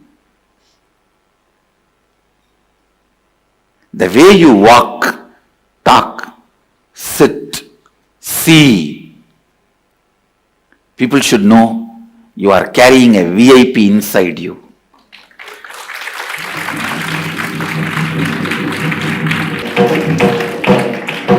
You are carrying somebody very important in your heart. When I had the enlightenment experience, first instruction Kuppamal gave me is this only. Around 2.5 days I was in that vast 360-degree experience. It will feel like as if the whole sky is centered on my Anandagandha. If I have to put a cartoon, huge, the whole sky, and I have to bring 2 lines and connect it to my Anandagandha. It looked like a huge balloon which is tied to my Anandagandha, and that balloon is the whole cosmos. She used to cook and feed me, and she also used to give a lot of uncooked herbs to prepare my body and keep my body stable. The first instruction she gave after 2.5 days, remember, Brahmaivaham. Please understand, she says, remember, this body is the vehicle of Brahman, cosmos. She did not tell me, Aham Brahmasmi. She said, Brahmaivaham. Means let this body is a vehicle of the Brahman. You are carrying the most important person in the world.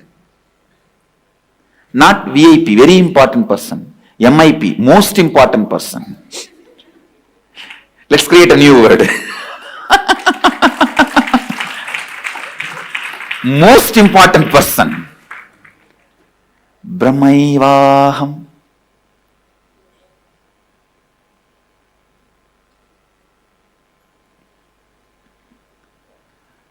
Luxury of the Kundalini. Again and again I want to repeat that word. Luxury of Kundalini. Veda Shastra Guru Tattva Swayam Ananta Lakshanam. As per the Vedas, Shastras and teachings of the Guru, myself is the pure bliss. When you come to this experience, that's what I call luxury of Kundalini.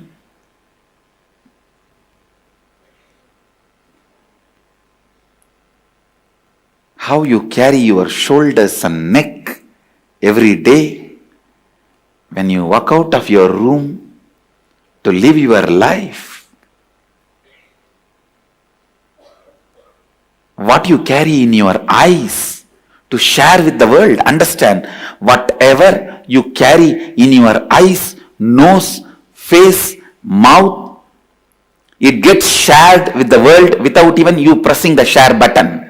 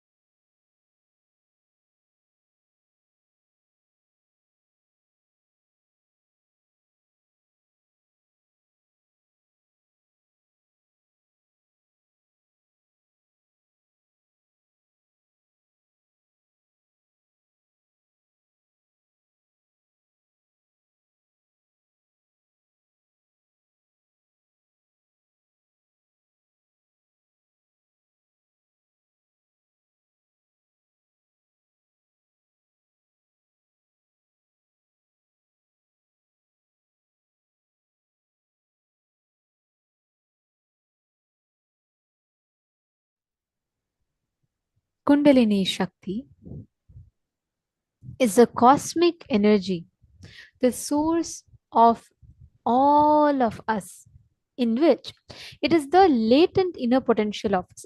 That is the energy through which we all function. That is like, let's say, let's use a word that's like a fuel that runs our lives inside of us. But what starts happening is this Kundalini Shakti, unfortunately, most of us are not even aware that this science exists. And even if some of us are, we do not have a right source to access to awaken this Shakti in us. Think about it. There are today, if you want to learn yoga, where will you go to learn the authentic yoga? If you want to learn about Kundalini itself, where will you learn about Kundalini? You have hundreds of options in front of you, correct? Go YouTube, you will see beer yoga, you will see goat yoga, you will see all sorts of yoga. But how sure are you that what you're doing is something good? How sure are you that the source from which you're receiving is an authentic source? Unfortunately, that's a big question that many of us are stuck with today. We feel like there's absolutely nowhere that, the authentic information is unavailable. Swamiji has done something phenomenal for this, for resolving this, where all of us can actually get access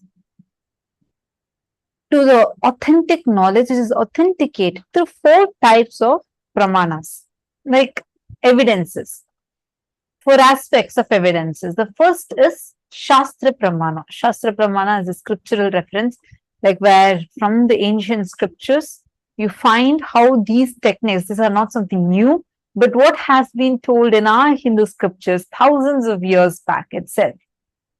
Next is Apta Pramana. Apta Pramana is scripture, it is references from the Puranas, like where the enlightened beings, enlightened masters, our rishis, have lived these sciences and they are radiating these sciences. And therefore, it is time tested.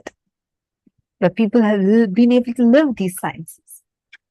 And Atma Pramana from Swamiji's own personal experience, where Swamiji himself has experienced it, and Swamiji is manifesting from his very experience and showing to us that it is possible even to this day. And Pratyaksha Pramana, empirical evidences from the modern day science, as much as the science is able to catch up with. So these are the 4 types of pramanas. That is why everything. How many of you have done Nithyananda Yoga? Oh, if you have not done, definitely you've got to try it out. Because if you're someone who is a person very concerned about your fitness, you follow a proper routine, even if you're willing to follow Nithyananda Yoga, Swamiji has given 12 different components for yoga. It's not just asana, not just the pranayama. Usually yoga includes just the breathing and the poses, like the asana and pranayama alone. But the Nithyananda Yoga has 12 different components. Asana, bandha, pranayama, and aushada. Like this, there are 12 different components for every asana. Japa, mantra. And Swamiji has revived this with all these 4, whether it's Shastra Pramana, the scriptural references are there, Apta Pramana from before this, which all great masters have practiced this, and Atma Pramana, how Swamiji himself practices it, and Sakshi Pramana, where by making all of us, millions of us live it and become empowered with it, and Pratyaksha Pramana, where through empirical evidences in the science, Swamiji has proven how these sciences we are learning are extremely beneficial to us.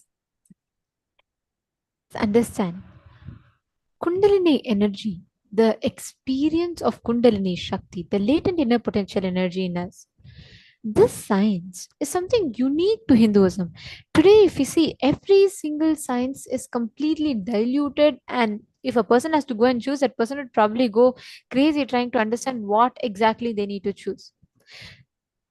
Kundalini energy is such unique science which All religions look for awakening, and Hinduism has already mastered the science of awakening this, the experience of Kundalini Shakti.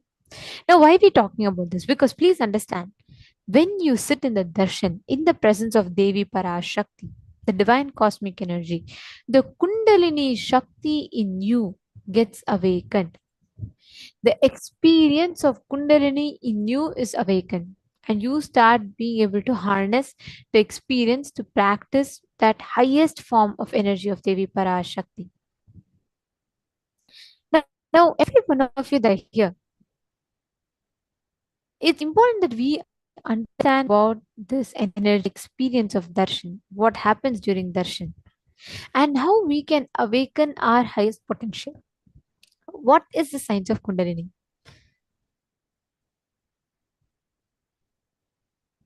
And how you can experience this awakening about the Kundalini Shakti inside of you. Please understand, all the participants sitting here, we all have the innate potential. Let's give an example, like let's say there's a water reservoir. Okay, so the whole town is distributed from the water reservoir. Let's say the whole town or a particular area, a community, is distributed water. Now, if there is a block in the pipeline, what happens? The water stops reaching you. But just because the water stops reaching you doesn't mean that the reservoir or the water in the reservoir is empty. Maybe there's a block in the pipeline. Same way, many times you may work for breakthroughs, you may try working to manifest powers. Just because you're not able to manifest doesn't mean your Kundalini is not there. It just means that you need to harness it, you need to awaken it. There's a blockage. There are various techniques, methods through which you can unblock the Kundalini energy. One of the main ways through which it can be done is through initiation. Please understand what exactly happens during the initiation is when you sit in the presence of the master, he transmits his own inner space into yours. So all the powerful cognitions, all the powerful components of that particular deity gets awakened inside of you. This is a science of experiencing the Kundalini Shakti. Now, all the participants that are here, every one of you, to understand, to connect with Devi Parashakti, let us understand what is the divine feminine consciousness. Let us understand who is Parashakti. What is the life energy, the divine feminine consciousness of Devi Parashakti.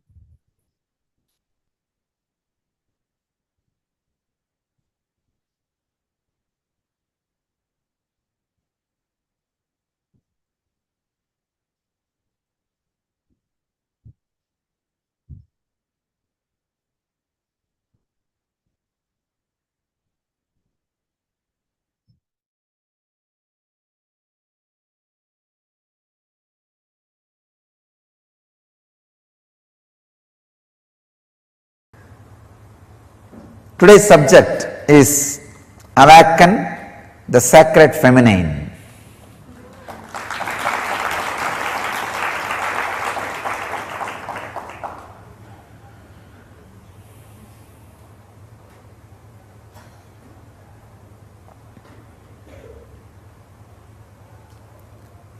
Understand the whole subject. Awaken the Sacred Feminine. All three are unique words. Only feminine energy can be given the word sacred. Have you ever heard sacred masculine?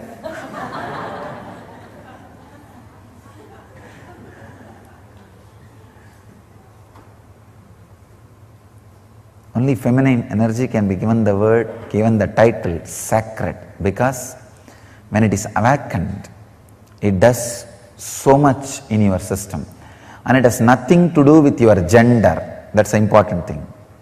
The gender, male or being female, nothing to do with it. It is something to do with your inner quality. And next word, awaken.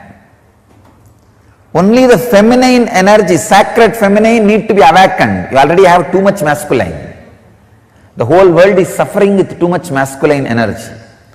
If at all politics can be handed over to women, so much good would have happened to the human society, human civilization. Unfortunately, see, if it was handed over to women, it would have been completely family-based civilization. So naturally, everybody would have had their basic needs. All the basic needs would have been supplied to the whole world. Only the feminine energy need to be awakened. Only that can be called as sacred.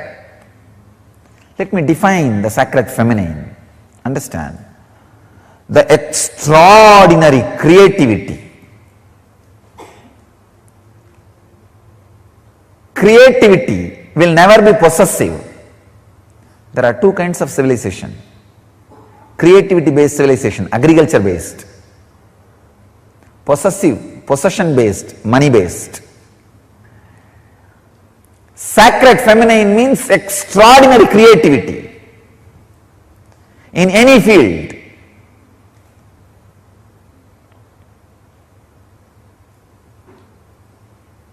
Why it is associated with the word feminine? Because by nature, without any choice, all women experience that creativity when they carry a child. During their pregnancy, their system, even if they are unconscious about the feminine energy, even if they don't know anything about feminine energy, when they carry a child, their body is made to go through, experience sacred feminine. If you are matured enough, your being also can experience sacred feminine. So the creativity, the sacred feminine part is an extraordinary energy. In Vedic tradition, we call this as Matrurupena Samstita. That's a beautiful sloka in Chandi. Yadevi Sarvabhuteshu Matrurupena Samstita Namastasyai Namastasyai Namastasyai Namo Namaha. O Devi, who is residing in all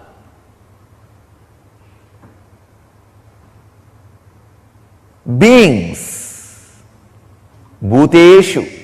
Even the beings word is not a complete translation. Whatever exists, Sarva Bhuteshu, Matrurupena Samstita, in the form of ultimate creativity, Mother, Matrurupena Samstita, who is residing, Namastasyai, Namastasyai, Namastasyai Namo Namaha. I bow down, I bow down, I bow down, I surrender. It's amazing stotra. The Vedic tradition, there are two literature, 700 slokas, which can directly give you to enlightenment, lead you to moksha. One 700 sloka is philosophy, Bhagavad Gita. The other 700 sloka is technique, Chandi, Sabdasati, which can directly lead you to enlightenment just by reciting. Nothing else need to be done. See, Bhagavad Gita is linguistic importance. Understand, try to practice. Chandi is phonetic importance. Just reciting. Nothing else. Just reciting. It can lead you to enlightenment. In Bhagavad Gita, it is more working like a light based. Means if you read, understand, cognitive shift and experience enlightenment. Here, with Chandi, It is working on sound, just a very phonetic sound. Chant or listen, enough. Work happens inside you.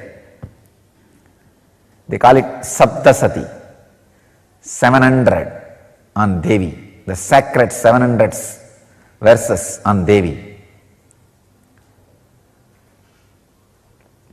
That is the ultimate sound vibration.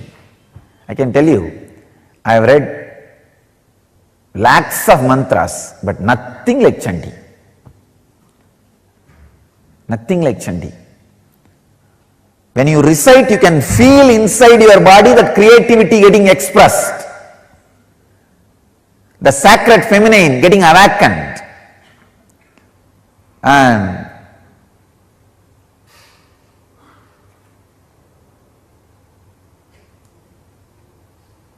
the Devi who resides in you in the form of creativity getting awakened.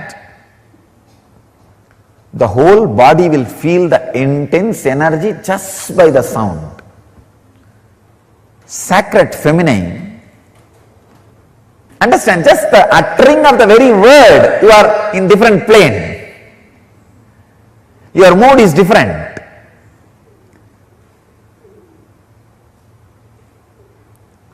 Only one small change. Mary should have had the place of Devi or Mary Magdalene. In these two, any one, Mary Magdalene should have had the place of Radha in Christianity. The whole world would have been different. The whole world would have been different. Either the place of Devi Parashakti or the place of Radha was given openly. Of course, there are mystical tradition in Christianity still gives the place of Radha to Mary Magdalene and gives the place of Devi to the Mary, mother of Jesus. Still there are mystical traditions, but not the mainstream.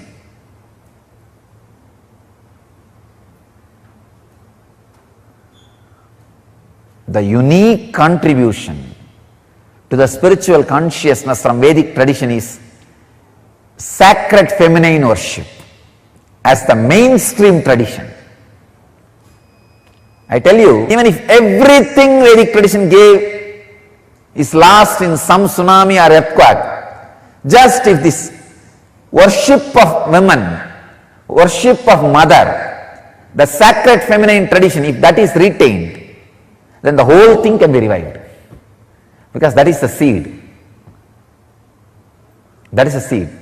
Hinduism has at least 10,000 subsects. I can say at least. Because each master is one sect, one sampradaya, one tradition. Hinduism has at least 10,000 sampradayas. I am saying at least. If all sampradayas are lost for some reason, only this one sampradaya, the Devi worship, mother worship, is retained. I will tell you, whole thing can be brought back. Because the whole thing is centered on this one, mother worship. Mother worship carries the blueprint, the hologram of the whole Vedic civilization. Just this one book, this 700 sloka. All the Hindu Sanskrit literatures, Vedic Sanskrit literatures, if we put together, it will be at least 10 million, at least 10 million slokas. Means crore, I am saying minimum. Because Mahabharata itself is 100,000, 1 lakh. Like this, surely we have thousands of books. At least 10 million we have. If all the 10 million lost except the 700, this Chandi, the verses on the sacred feminine energy, I tell you, the whole Hindu tradition can be revived. The whole Vedic tradition will come back.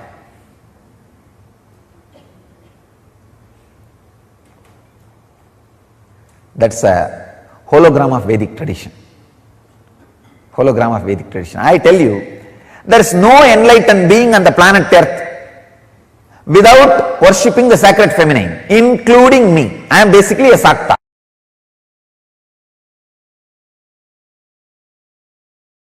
Yadevi sarvabhuteshu maya rupena samstita namastasyai namastasyai namastasyai namo namaha.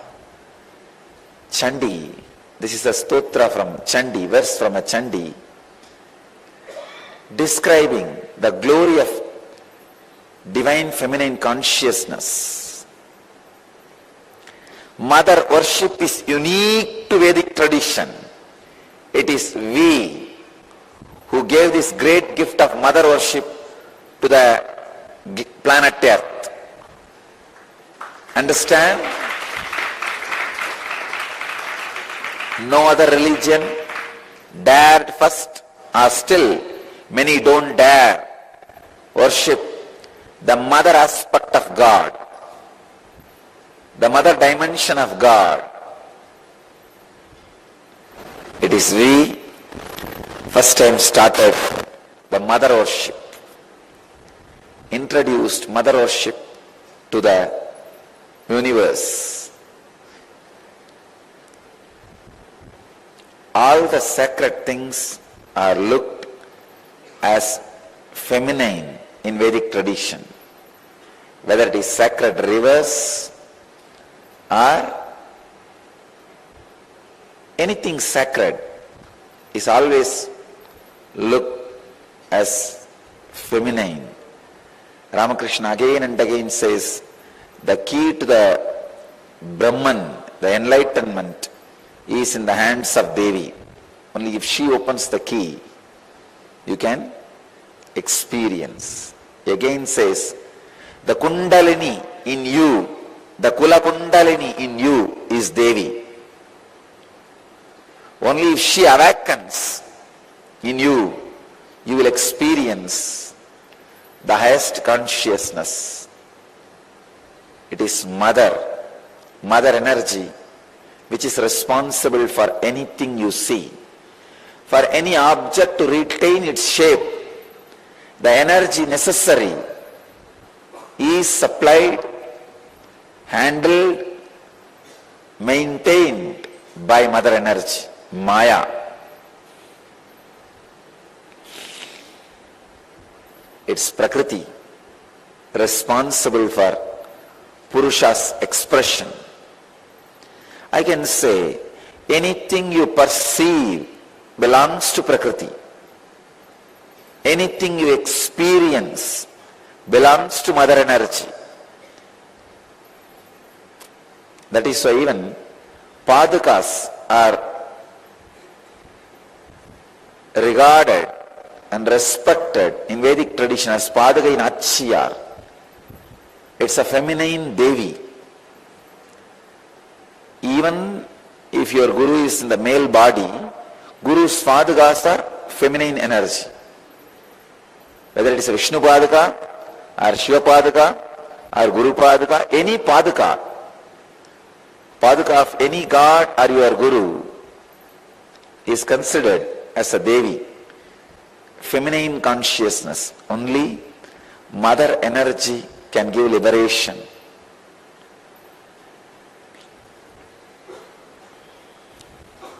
I can say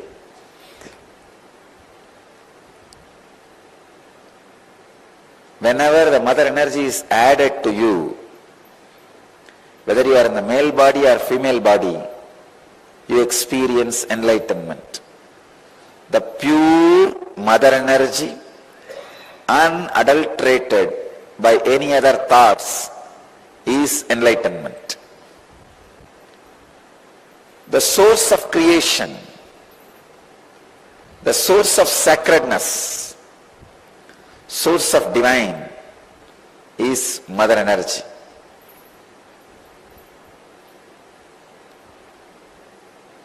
Whenever Kundalini awakens in your body, you experience a unique feminine consciousness. Your whole system expresses a unique feminine mood or the feminine feeling, the mother feeling, you give birth to yourself.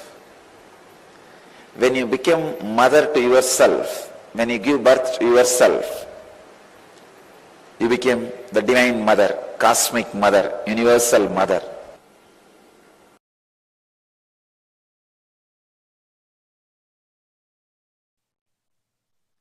Cosmos not only reveres, celebrates, worships feminine consciousness, feminine energy, women who embody the feminine consciousness are not just revered, respected, but worshipped in cosmos. Vedas and Agamas, the Hindu tradition,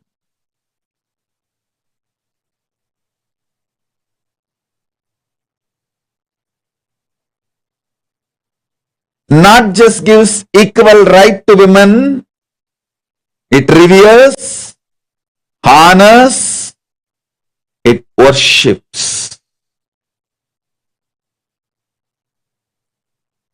In Hindu tradition, everything worthy of worship, gods, rivers, everything is named in a feminine expressive way.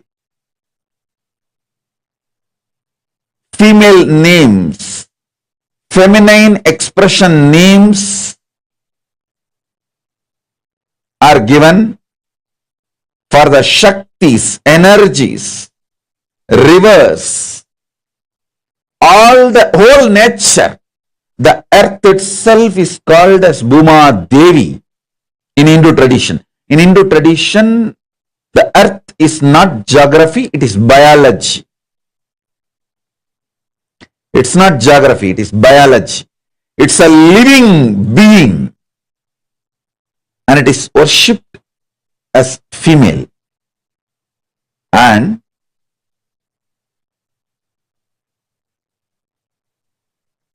all rivers,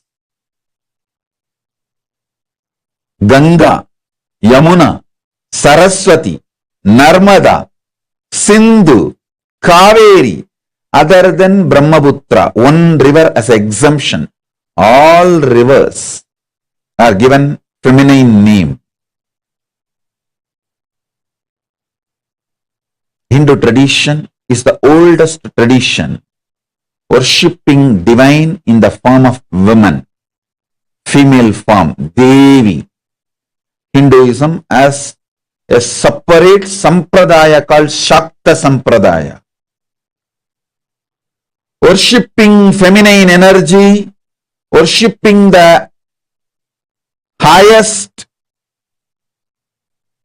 source of the universe in the form of women, worshipping God in the form of women is in Hindu tradition. I tell you, it's not that just Hinduism gives equal right to women. Hinduism reveres women, honors women, above all worships. Again and again Vedas and Agamas repeat, wherever women are pleased, worshipped, all gods reside there with bliss and joy. And even in our stotras, stutis,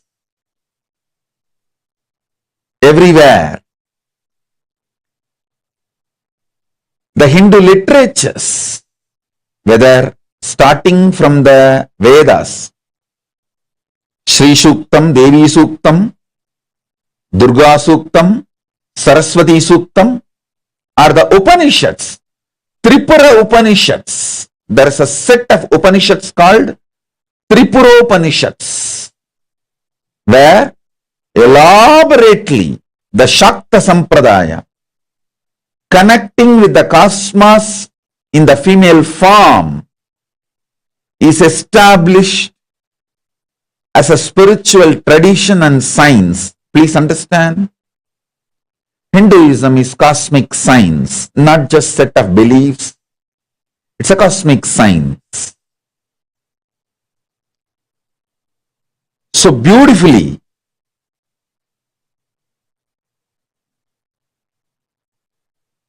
Vedas, Upanishads reveal connecting with the cosmos in the form of feminine consciousness, in the form of female energy as woman, mother.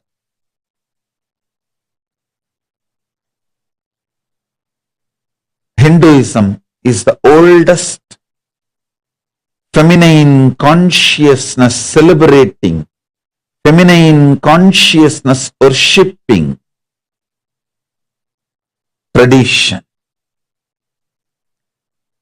From Vedas, Suktas or Upanishads, then the Tantras, Nigamas, Agamas, Puranas, everywhere Hinduism reveres, respects, honors, above all worships.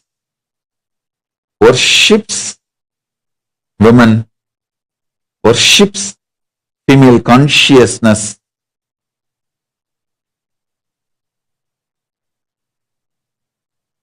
worships feminine energy. So, on this International Women's Day, let's celebrate, honor, worship the feminine consciousness.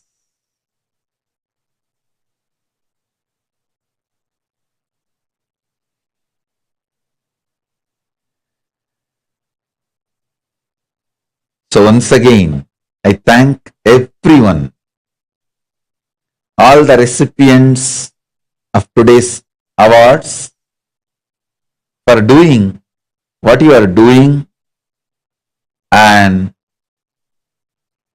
being who you are. In Hindu tradition, even the source of the cosmos is described as Shakti, Paramashiva Shakti, inseparable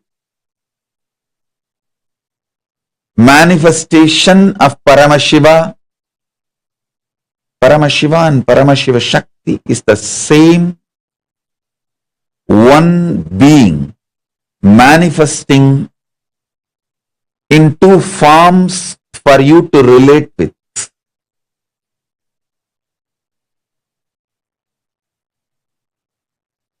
It's one being in two forms. So understand,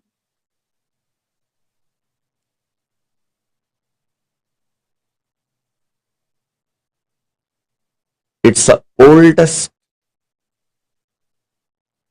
mother-centric spiritual tradition and spiritual science to manifest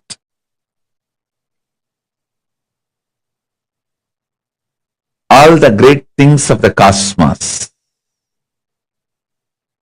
all the best things of the cosmos.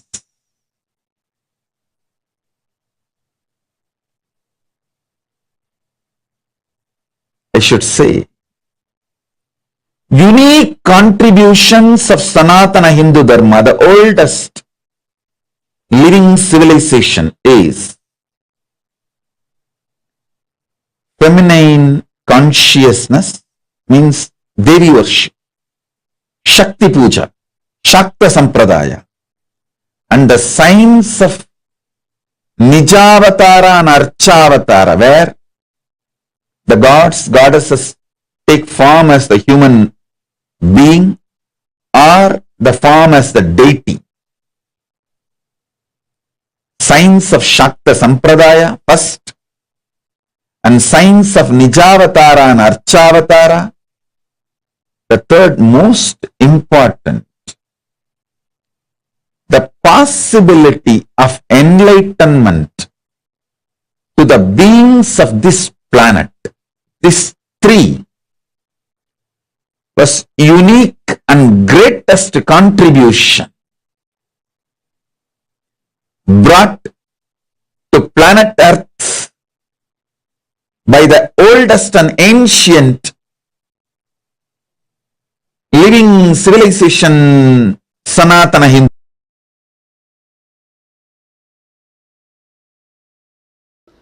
Please understand, first and foremost relationship is mother. Ability to learn, even idea to relate starts with mother. How to relate starts with mother. Understand? Your idea to relate, your ability to relate starts with mother. Mother's contribution in your life, either by doing some things or by not doing some things. Please understand, even if she was not there in your life, the impact of that remains forever. Either she is there or not there, her impact on you remains forever. If she was there, if she is there in a positive way, if she was not there,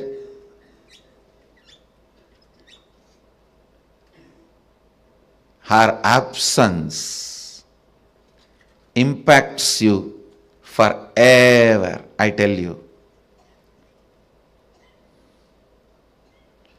Mother is too important way to connect what you think as life.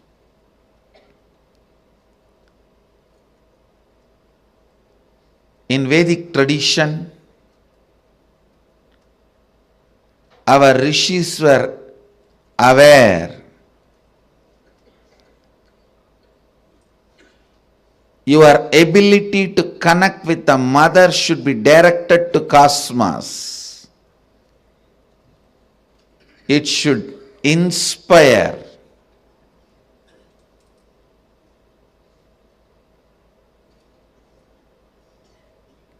It should awaken your higher consciousness. It should inspire your higher consciousness to express through you. It should awaken your higher consciousness.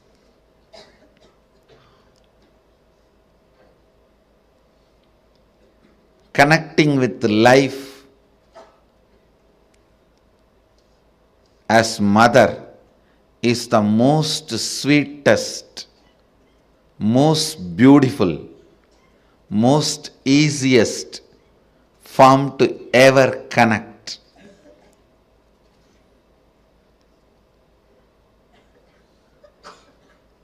Please understand, my childhood was full of spiritual experiences, amazing spiritual masters, great yogis like Raghupati Yogi, Vibhudananda Puri, the personalities of their stature, Ram Surat Kumar, Annamalai Swamigal, Sadhu Om. I can list the personalities, great spiritual personalities, and I was exposed to all the spiritual thought currents and traditions like Vedanta, Saiva Siddhanta, Shaivism,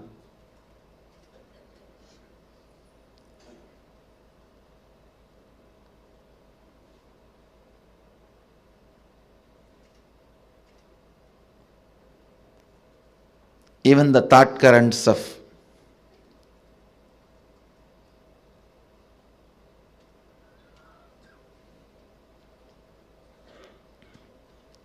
Sankhya, Yoga,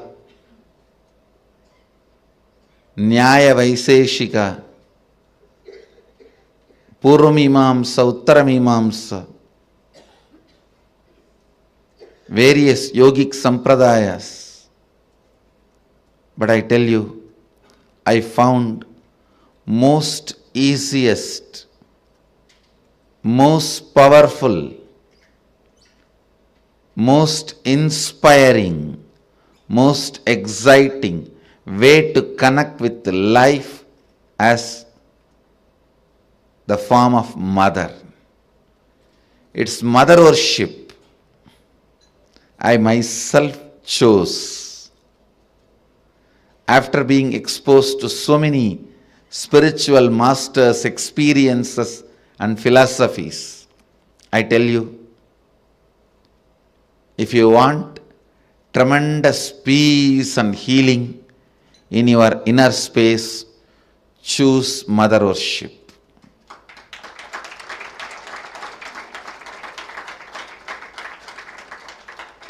Even with your guru or your Ishtadevata, relate as mother. You will see the kind of a healing in your biomemory. It will lead to extraordinary healing, unimaginable healing, extraordinary completion, unimaginable completion. Blessed are those who had responsible mother till you became 14. Actually, till 14 only you need. Till you become physically matured, you need mother.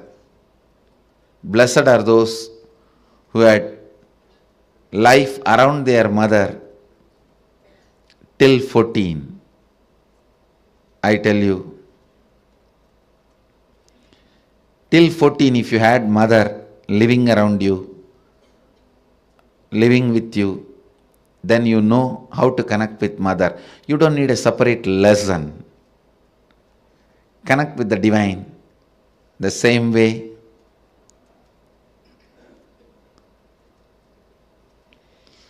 So much completion will happen to you.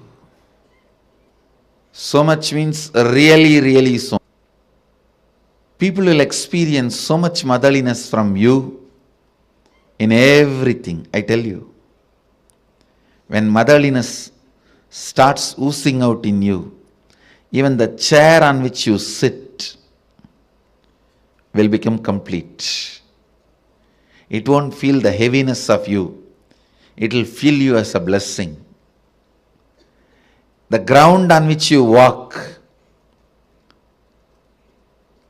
will feel blessed by the touch of your feet.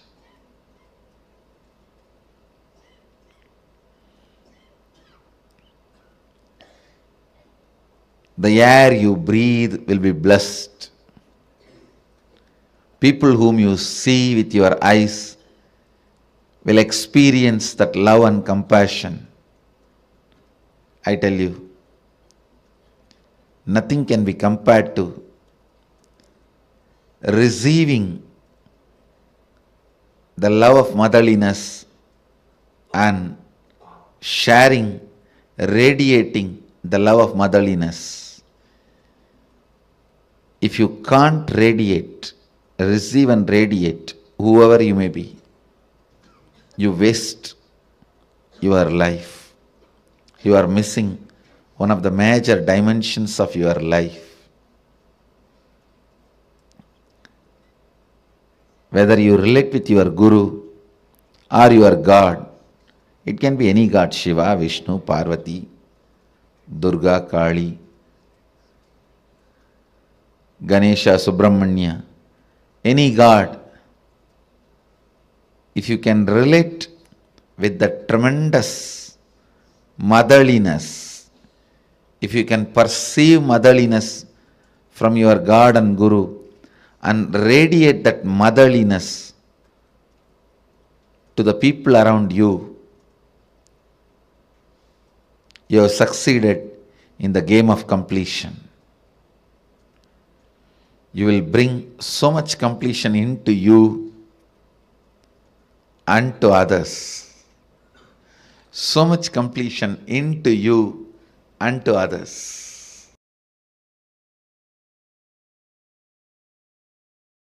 All spiritual groups in all religions have mother worship in some way or other.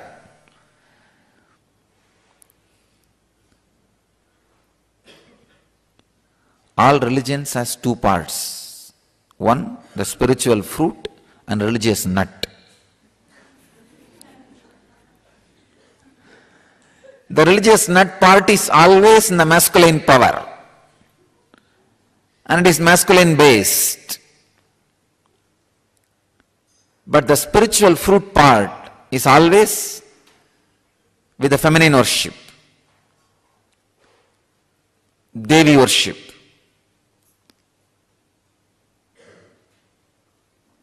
All spiritual groups, civilizations,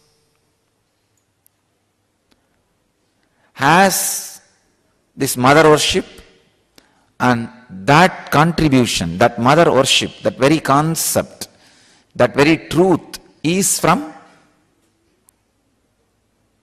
Vedic civilization, Vedic tradition. All the rivers,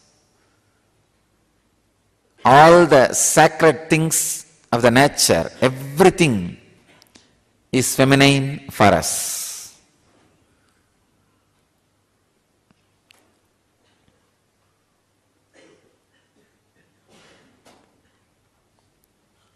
In US, all these cyclones and natural calamities are always being named feminine. In India, we would have done opposite. All the sacred things of the nature, we name it feminine. All the things and energy which creates, we name it in a feminine way. So understand,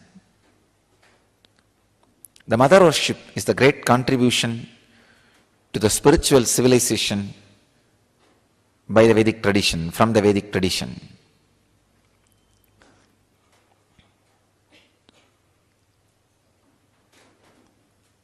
My message for Mother's Day is, whatever you mother, you will become that. If you are mothering violence, anger, low self-esteem, you will become that. If you are mothering superconsciousness, highest truths about you, you will become that. So decide on Mother's Day to mother cosmos in you. Start mothering cosmos so that you will become cosmic mother. If you mother the cosmos, you will become mother of the cosmos. The only way to become mother of the cosmos is mother the cosmos. Continuously mother cosmic consciousness inside you by unclutching. live these great truths by mothering it again and again and again. Mothering cosmos is what I call unclutching. Unclutching from ordinary things so that you can mother cosmos inside. The essence of mother worship is mothering cosmos in you.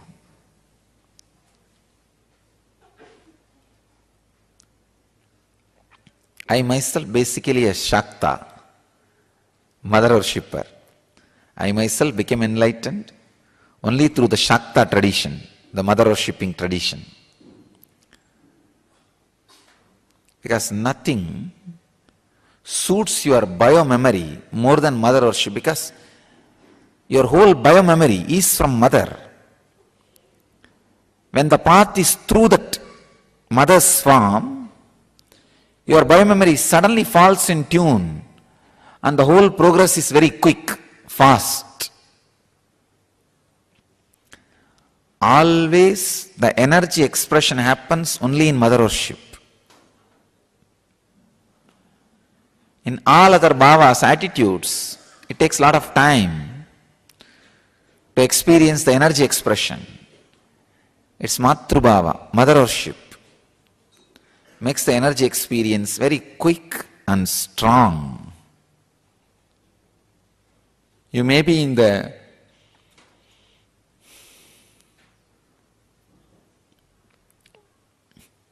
body of a female or body of a male, but if you start mothering the cosmos inside you, you will become cosmic mother.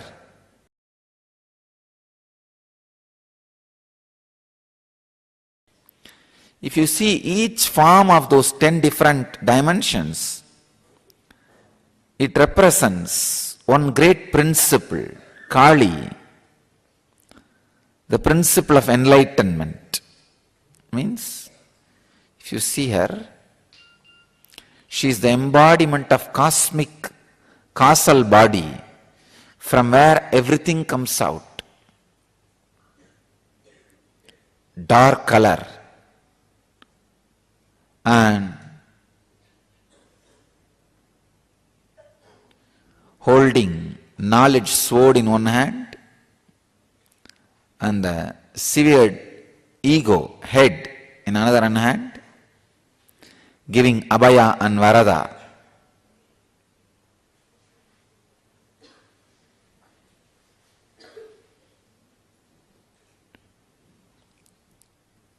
And wearing many severed heads on as a garland.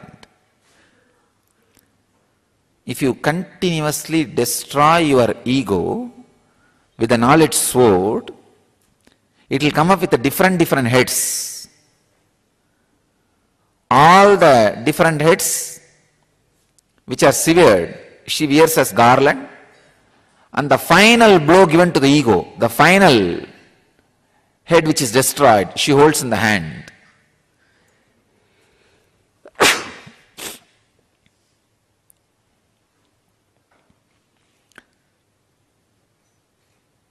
Symbol of enlightenment. When the ego is finally destroyed, cut, from that head, the Sahasrara Amrita, the knowledge nectar, the nectar of bliss overflows. That is what all our disciples, dogs, are drinking.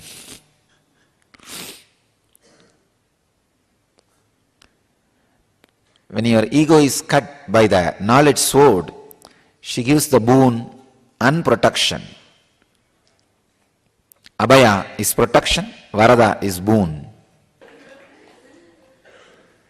Tara, Chinnamasta, all these are great expressions of different aspects of enlightenment. Mother worshipping tradition is enlightenment based tradition. It is not social laws. Understand? Always the masculine part of the religion is socio-political laws. what you should do, how many times you can marry, how many times you can eat, how many times you can do this. But the feminine part is enlightenment based tradition. All the secrets of enlightenment is kept in the feminine worship traditions. So whatever religion you may belong to, explore the feminine worship tradition part of that religion. You will become enlightened. This is a key I give you. Why do you think I added Anandeshwari in the same Murti? Because actually people ask me, Swamiji, you could have put Devi Murti separately. I said, no. I am afraid later on some of my sannyasis may move her out or cover her with a cloth. That is why I decided both will be in same Murti, inseparable. They should not be able to separate it. Because all the traditions which has become monastic based, the monk based, removed the mother component from the original source.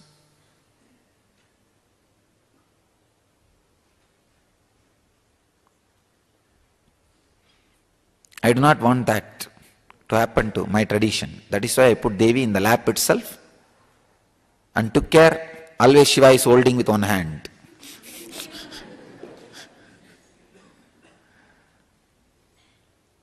Because usually the socio-political laws, the masculine part takes over and the feminine part gets destroyed. The spiritual truths.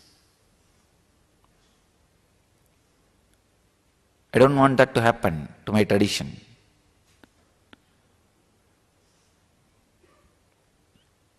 Mother worship is the source of enlightenment based spiritual traditions.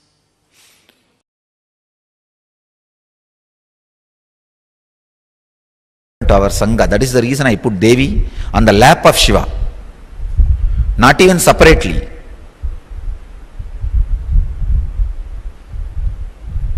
Because if the Devi's side is missing, we will become such a dry sannyas sampradaya.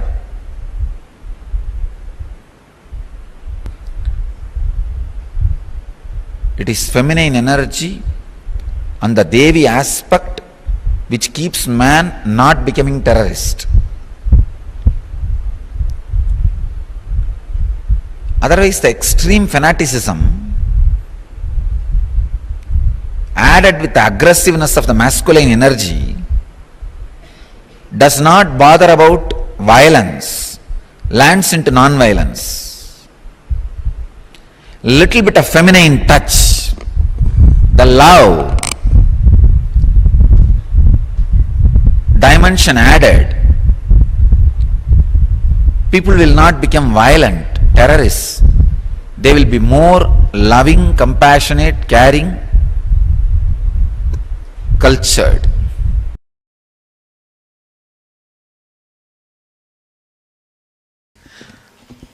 Feminine energy is enlightenment. Please understand.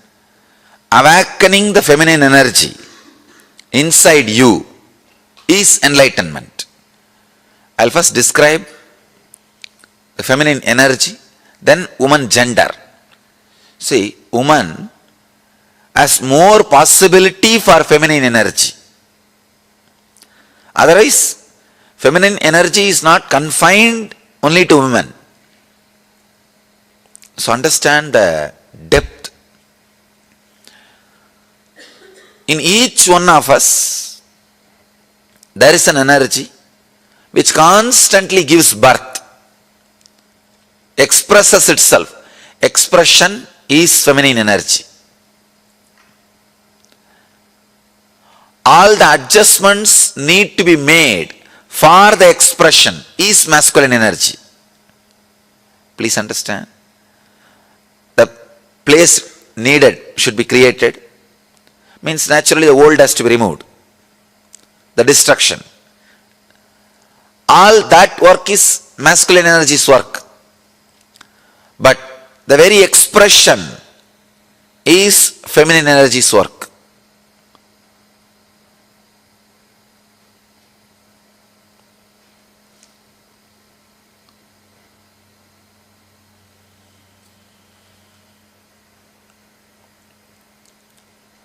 If you see our deities, they will have two wives, almost all deities. Please don't think it's two women, two aspects of feminine energy. One, the aspect which gives the fulfillment, physical pleasure. The other aspect gives fulfillment emotionally as a mother. One aspect which gives fulfillment physically as a beloved, the other aspect which gives fulfillment emotionally as a mother. The very being, the very basic thing of the human consciousness, it can play both the roles.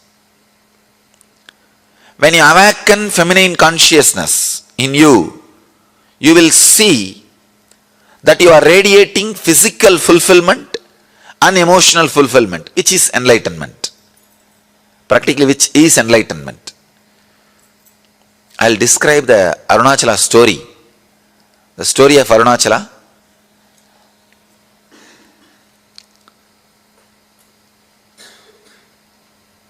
The whole Arunachala story is story of women, story of feminine energy. The story says that Devi was meditating and inside her being, the feminine energy got awakened. Please understand, not masculine. Feminine energy got awakened.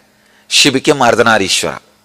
The description exactly it says, in Devi, the feminine energy is awakened and she became Ardhanarishwara. Means half male, half female. You will be surprised. See, in male, if female energy is awakened and the description says he became half male and half female, perfectly alright. You can understand. But the story says, in Devi, the feminine energy, the feminine Shakti is awakened and she became Ardhanarishwara. Means,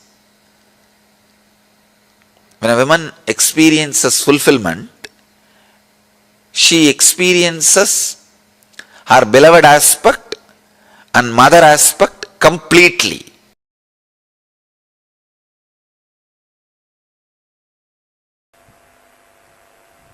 By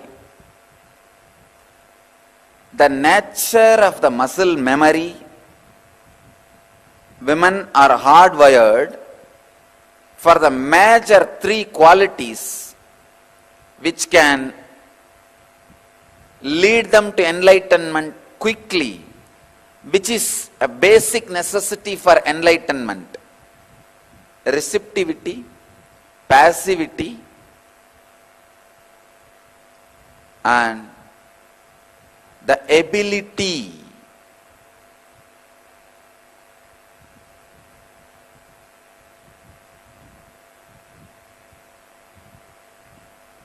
for experiencing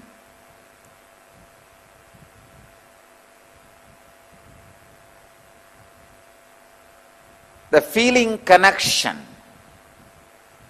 beyond logic. Please understand. Receptivity, passivity, ability to feel connected, feeling connection beyond logic. This three is part of the very bio-memory of female body. Women,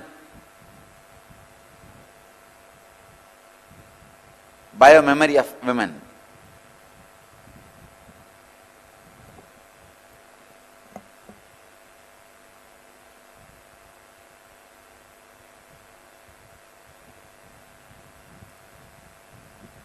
Receptivity, the ability to receive.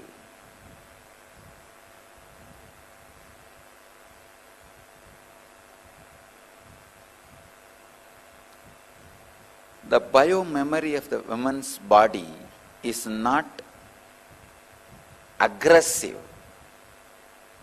It is based on receptivity, receiving.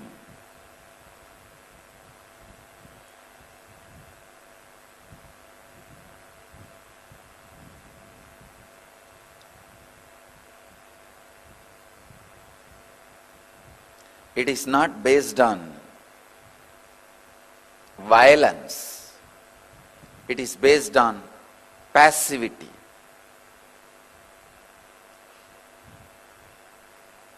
That is why sannyas or brahmacharya is lot more easy for the beings in women body than in masculine body.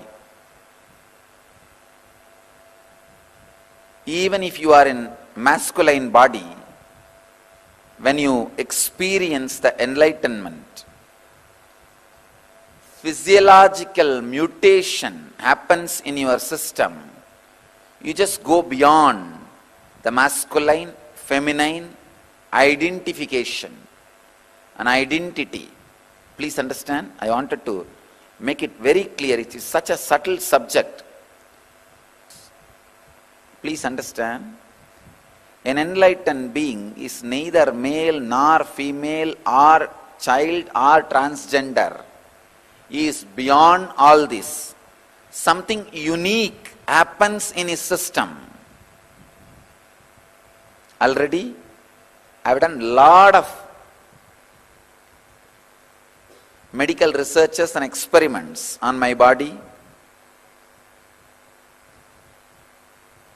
And I am continuing further more and more researches and experiments. I will bring it to the world in right time, in a proper context, how an enlightened body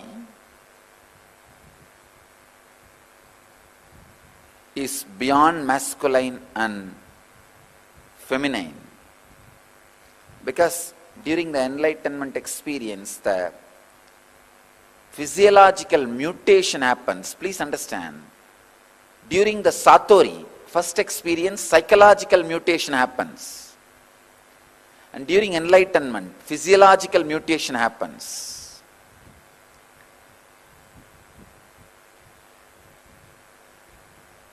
Because in masculine body, feminine consciousness gets awakened. It gets awakened so strongly, the physiological mutation happens. Side effects and after effects of the physiological mutation, only I have studied. For last many years I have studied successfully. Now also I am continuing to study. I will present to the world when time comes. I wanted to insist this one important thing. By nature, feminine biomemory, women's muscle memory is for receptivity, passivity and feeling connection beyond logic. For enlightenment to be transmitted to you, you need to feel connected to something which is little beyond your logic. But masculine biomemory is in constant insecurity and fear. It is justified. Men say, no, we go out and do business and we are cheated, exploited. So we need to develop a shield of protection, security, and we need to think logically. Okay, it is justified. I am not saying your insecure feeling is unjustified. But what to do? Enlightenment happens only when you are able to feel connected. Women, by nature, have the extraordinary capability to feel connected beyond logic. men should evolve in that direction, should create those higher qualities to achieve and experience and express enlightenment.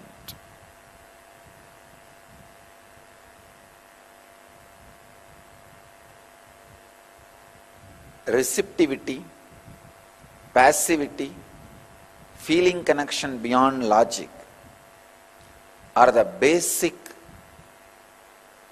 requirement for you to radiate enlightenment, the complete fulfillment. When you are receptive, passive, just simple nature can give you enlightenment.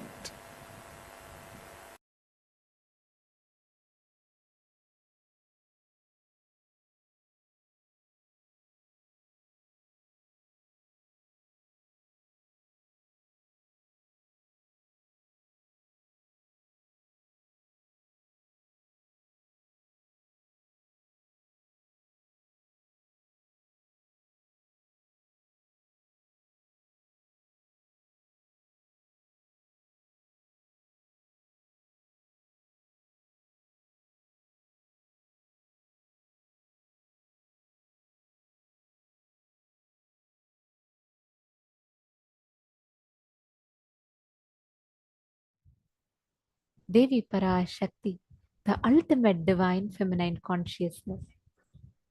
Today, all of us, every one of us, are going to be having the darshan of this very form of Parashakti, Paramashiva Shakti. Every one of you that are sitting here, all the participants, we request each of you to post how excited are you all to prepare for today's session where we are going to be receiving the darshan of Devi Parashakti.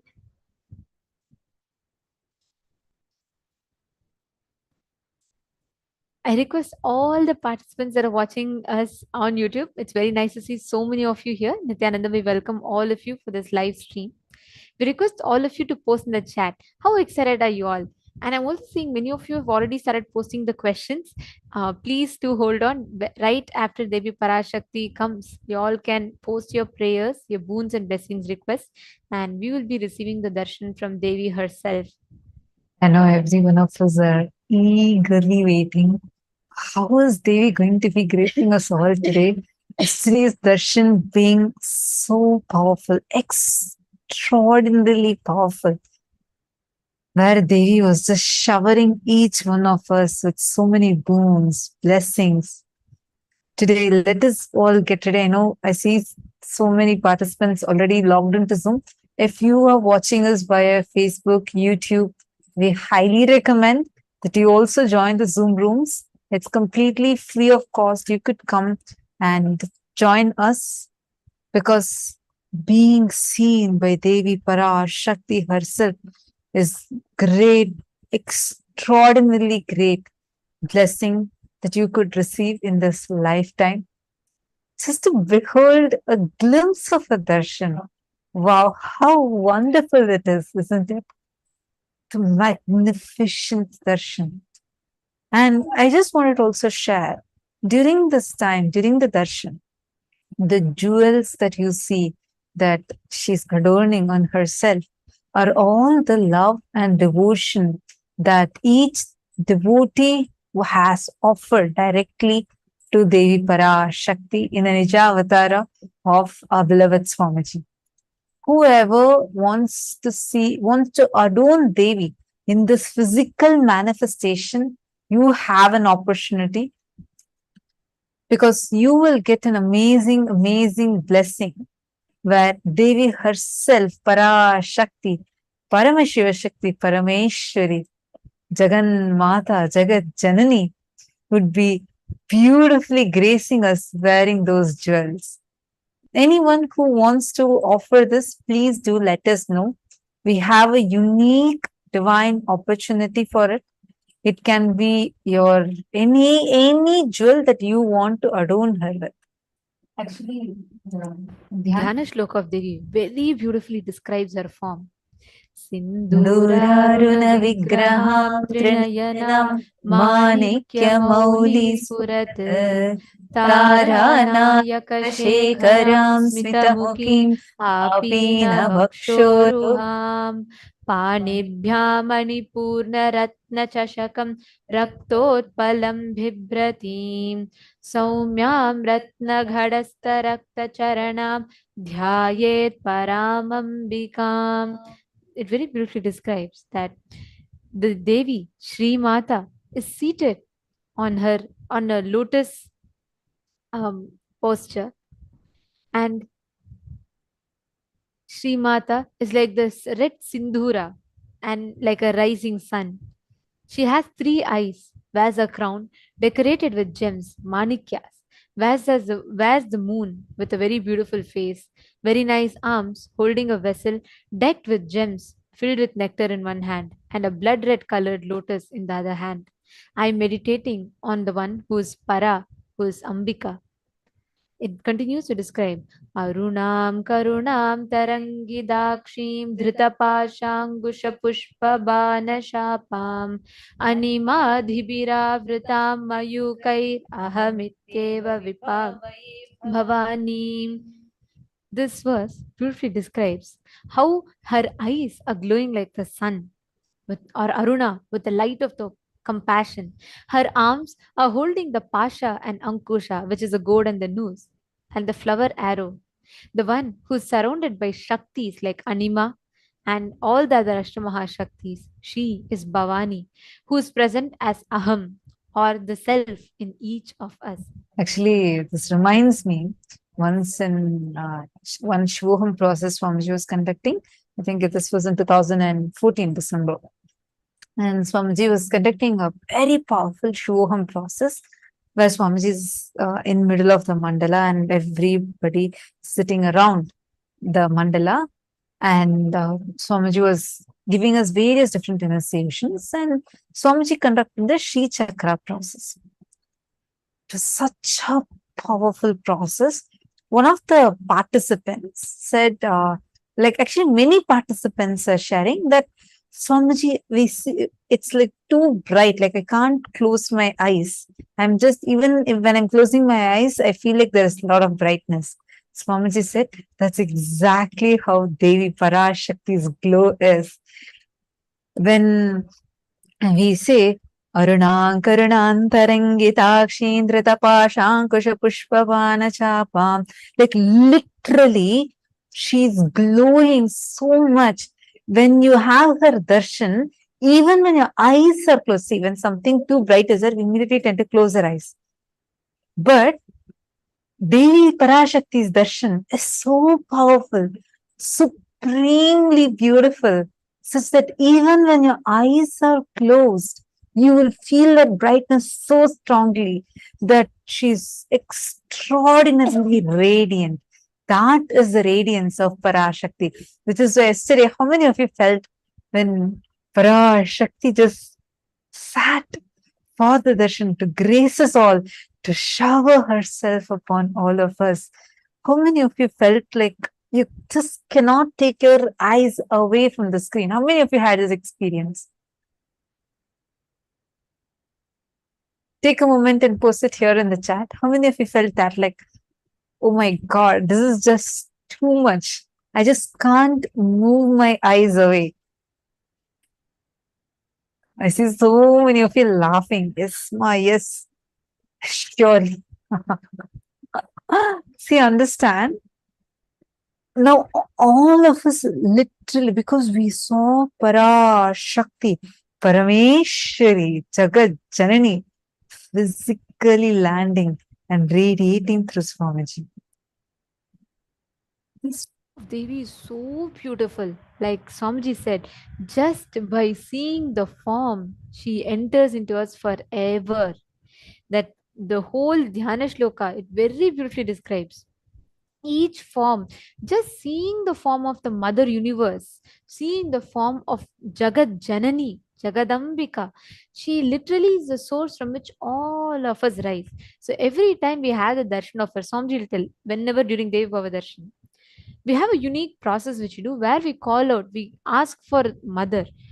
Actually, you will see the yearning will come from the very being. See, like let's say, for example, when you are young and your mother went somewhere and she's come after a long time, right? Or after like so many months you've not seen your mother, you will yearn, right? Let's say she's going to come back after 1 year, you're waiting at the airport to receive her. That yearning, she's going to come and you're like, ma, come fast, come fast.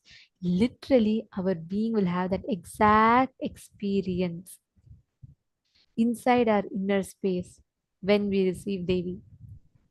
The Dhyana Shloka says, Dhyayet Padmasanastham Vikasita Vadanam Padmapatraya Dakshim Hemambam Pita Vastram Karakalitala Satyema Padmambarangim Sarvalankara Yuktam Satatam Abhayatam Bhaktanam Ram Bhavanim Shri Vidyam Shantamurtim Sakala Suranutam Sarva Sampat Pradatri. It says, I meditate on Sri Mata, who is seated in a lotus in a Padmasana posture, which is with a graceful face, having the eyes like petals of a lotus, wearing yellow color dress, the Pitambara, holding the golden lotus in her hand, being decorated with all the ornaments, protecting her devotees, the one who is in the form of Sri Vidya, the one who is so quiet and peaceful, the one who is praised by all devas or suras, and all the one who bestows all the wealth, treasures, inclusive of wisdom.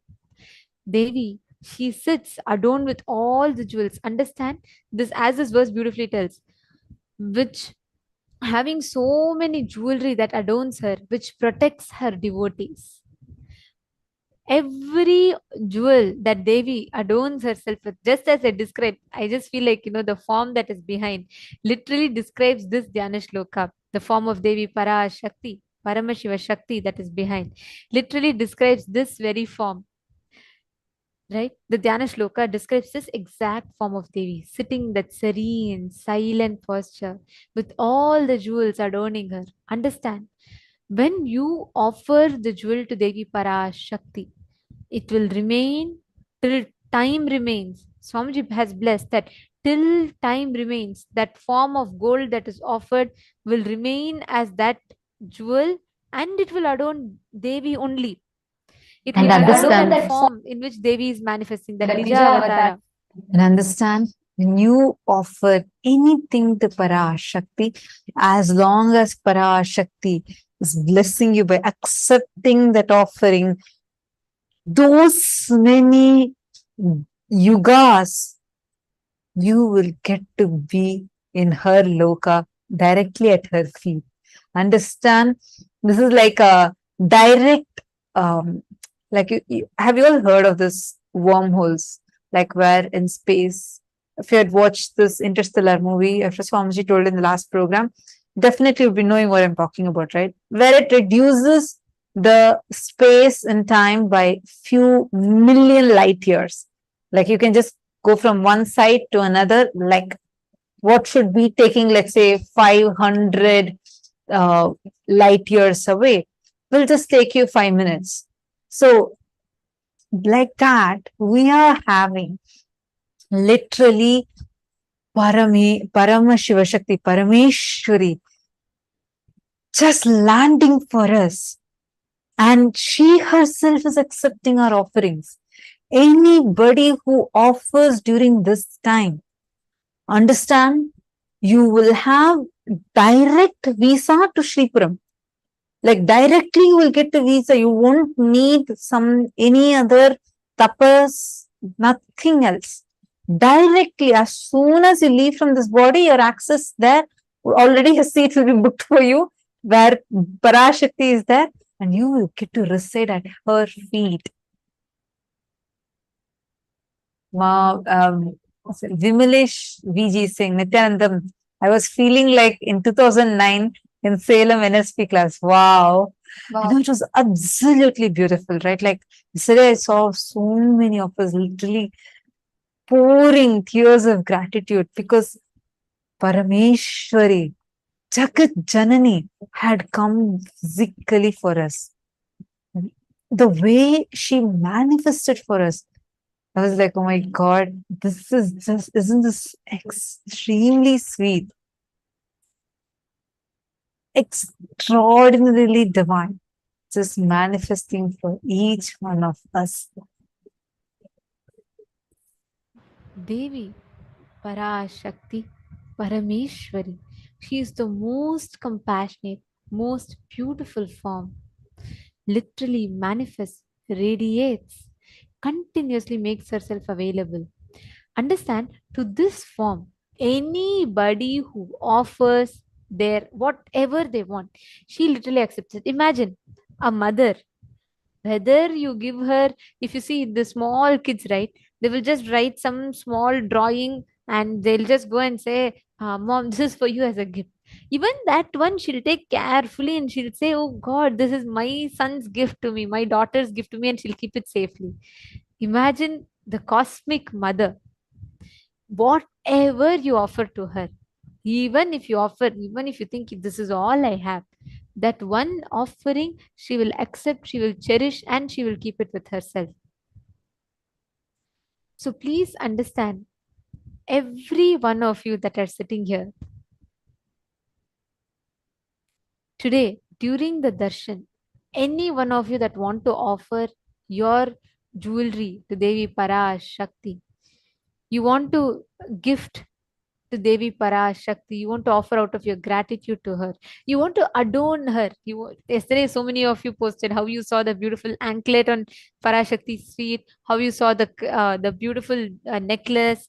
Each time when Parashakti comes, right, all the jewels that she's um, wearing, each of the jewelry piece is offered by a devotee, and as long as she wears it, for the time eternity that the jewel exists, the devotee will be getting that whole punya. That is why this verse very beautifully says, sarva alankara yuktam satatam abhayatam bhaktanamram bhavani.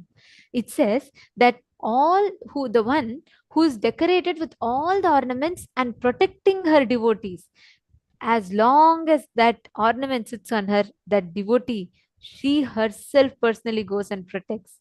Understand, every single one of you that have had the experience of yesterday's darshan, make any offering from your side.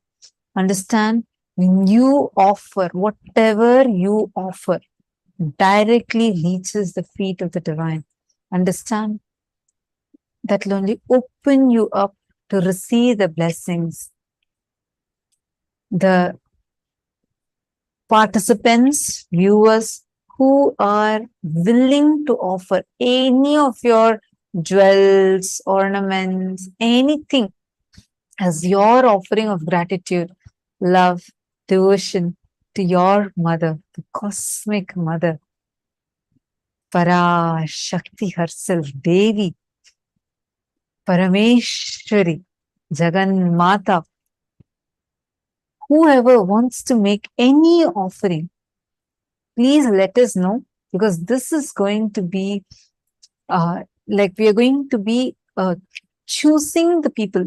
The opportunity is open and available for all, but it's more of first come first serve basis. Whoever is going to be signing up immediately, you will be reached out immediately and you will be provided the way how you could do the offering. And please make sure to fill up the form right away, as this is going to be directly enabling you to adorn Parashakti physically in this physical form itself. Understand? The whole darshan, Parashakti Akashic Readings. Yesterday, Devi told, right? She herself is manifesting and she will give only boons. She will not, there is no strategy, nothing. Straight action is Devi. Devi Parashakti manifests as this ultimate blissful energy of the cosmos.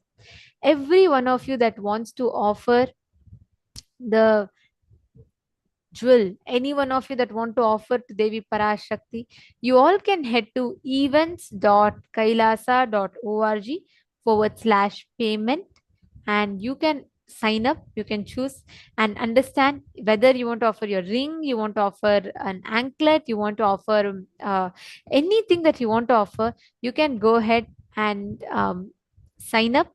Devi Parashakti herself will be accepting the offerings. You'll actually see she will adorn herself. And when you see the jewel that you offered has reached her, you will have a unique, such a blissful experience. All of you can go to the link. We will be projecting the link for you all. It's events.kailasa.org/payment. Please head to this link, and we request every one of you to choose the option called Swarna Lankara Seva. You will actually see offering of gold in it. In the English description, it will be written as gold. So pick that, and you can put, even let's say you want to offer a diamond ring, or you want to offer a small ring or an anklet. It doesn't matter. See, what, don't feel like, I have only this. The other day, one of the participants were asking, Ma, I only have something small ring, can I offer? It doesn't matter. It's not about what you offer, it's about why you offer, the attitude with which you offer.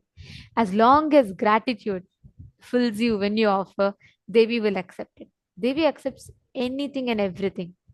Just she enjoys the devotion of the devotee, not the offering. She enjoys through the offering the devotion of the devotee.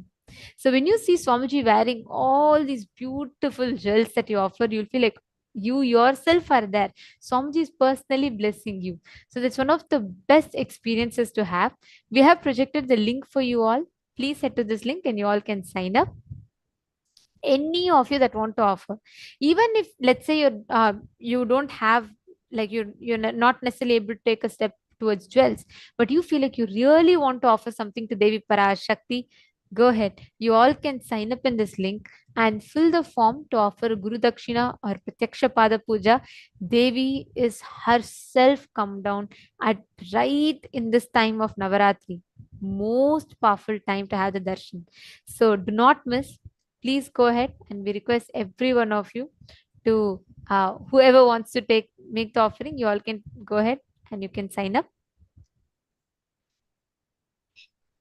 Now, as we all are getting ready for the darshan, let us understand the science of quantum entanglement. Let us understand how exactly we can manifest this. And before that, we will be taking you all through quickly how you can choose the options and how you all can make the offering, since many of you are asking. So once you head to the form, you all can go to events.kailasa.org/payment. So the moment you head to that link, it will actually take you to a form. And in that form, you all can choose how you got to know about this program, how you got to know about this offering.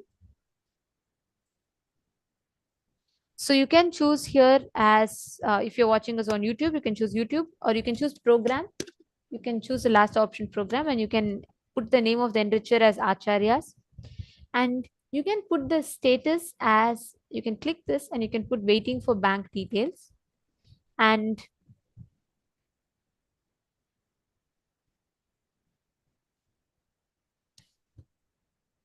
here you all can choose the purpose of the transfer.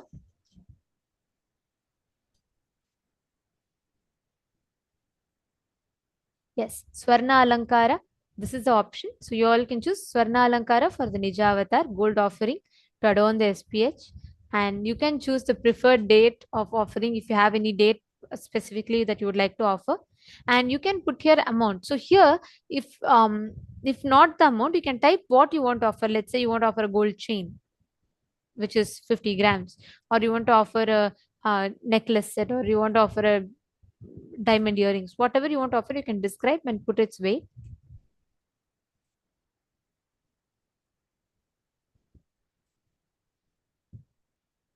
And The next one is a payment commitment date, which means in this you can go ahead and put by when you will be able to make that offering. Like, is there something that you want to do? Is there something that you need to do before that?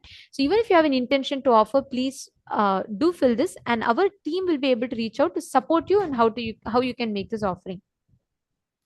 Please understand, literally, Devi Parashakti herself is accepting this offering. It's a once in a lifetime experience. It's once in a lifetime opportunity to offer to her. And the moment you offer, till the time sun and moon remains, till the time time remains, till the end of time, you will be having that blessing forever. That's why Swamiji tells that the moment you make that offering, right, that punya remains in you as long as Devi gives and blesses, as long as that exists, till the end of time, the whole punya will come to you. So do not miss this. Is one of the bestest offerings to make, especially when you see Swamiji wearing that jewel. You will feel that whole blessing showered on you. You will literally be able to experience it, seeing how Swamiji is wearing, accepting your offering.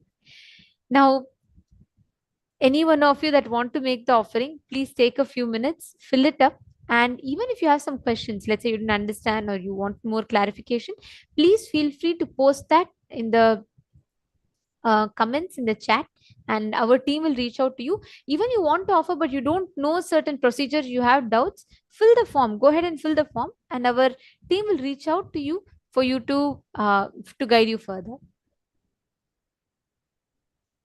Now, as we all are preparing for the darshan, let us understand what exactly happens during the darshan.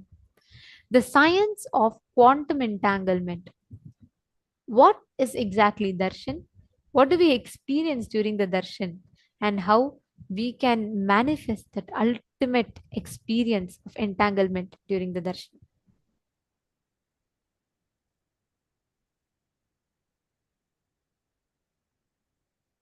This quantum entanglement science that we are going to be learning now is literally going to be describing what you are going to be experiencing today. So make sure to pay clear attention to it. That way you do not miss out on anything, and intensely listen. Any questions that you may be having, feel free to ask us. When people talk about the universe, they usually mean the vast expanse of space, billions of light years across. However, there is another universe, an unseen world that governs everything we see. When we go down in size, trillions of times smaller, to the microscopic world, the rules are much less intuitive than the ones we're used to from the large-scale world. The magic of the microscopic universe begins at about a 10/1000th of a meter, or the size of an atom. Matter behaves so differently at this level that scientists have developed an entirely new set of rules to describe what's going on. They call it quantum theory, and what it says is extraordinary. This baseball represents a subatomic particle, like an electron or a photon of light, that routinely does all sorts of weird, strange things in the microscopic universe. The subatomic version of this baseball can be invisible, can go through solid objects with ease, can be in multiple places at the same time, and can seemingly go backwards in time and change the past. This means I could throw this microscopic baseball to first base and to home plate at the same time, or change the seemingly predetermined outcome of a play while it's still going on. Now this is the stuff of science fiction, but really we know it to be true, or at least it appears to be true in our quantum world. We get all sorts of weird things happening. If scientists can understand how these weird things work, they'll be able to put them to use in our everyday world. revolutionizing modern computing and perhaps even allowing us to communicate across the cosmos instantly. The key to making these miracles come true is a process called quantum entanglement, and scientists are already harnessing this astounding discovery for both civilian and military purposes. In quantum physics, what happens to an object over here can instantly affect an object over here, and over here could be millions of miles away.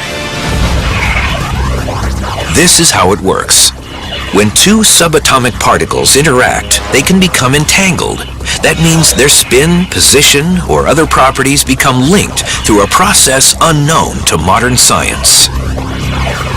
If you then make a measurement of one of the particles, then that instantaneously determines what the behavior of the other particle should be. And when the experiment is done, it's found that indeed the other particle's quantum state is exactly determined once you've made a measurement of the partner particle's quantum state. That means if a scientist observes one entangled particle and forces it to spin clockwise, the other entangled particle will immediately start spinning in the opposite direction. That seems intriguing, but it's hardly earth-shattering until you consider that the two entangled particles can be separated by billions of light years. And still, the moment you observe one particle's spin, you've dictated the other particle's spin. That's weird, because it may suggest that information has traveled instantaneously, faster than the speed of light, from one particle to another. I don't understand it. I don't know that anyone does. Spooky action at a distance, as Einstein called it.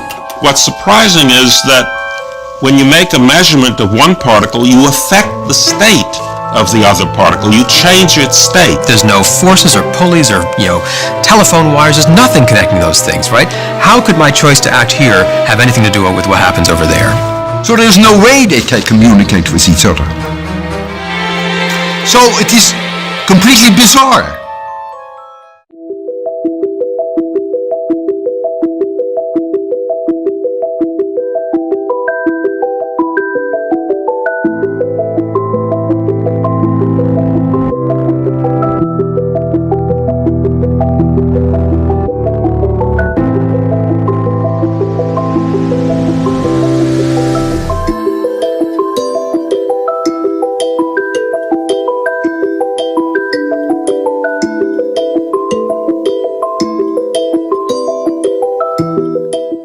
Quantum physics, there is a term entanglement. Means when one energy source entangles with another, they interfere with each other. This interference can be highly positive and transformative and harmonious. Entanglement directly affects human beings. When you come in my breathing space, this is what happens. Your mind gets entangled with my no mind. If your mind entangles with my no mind, it is entanglement, thought level.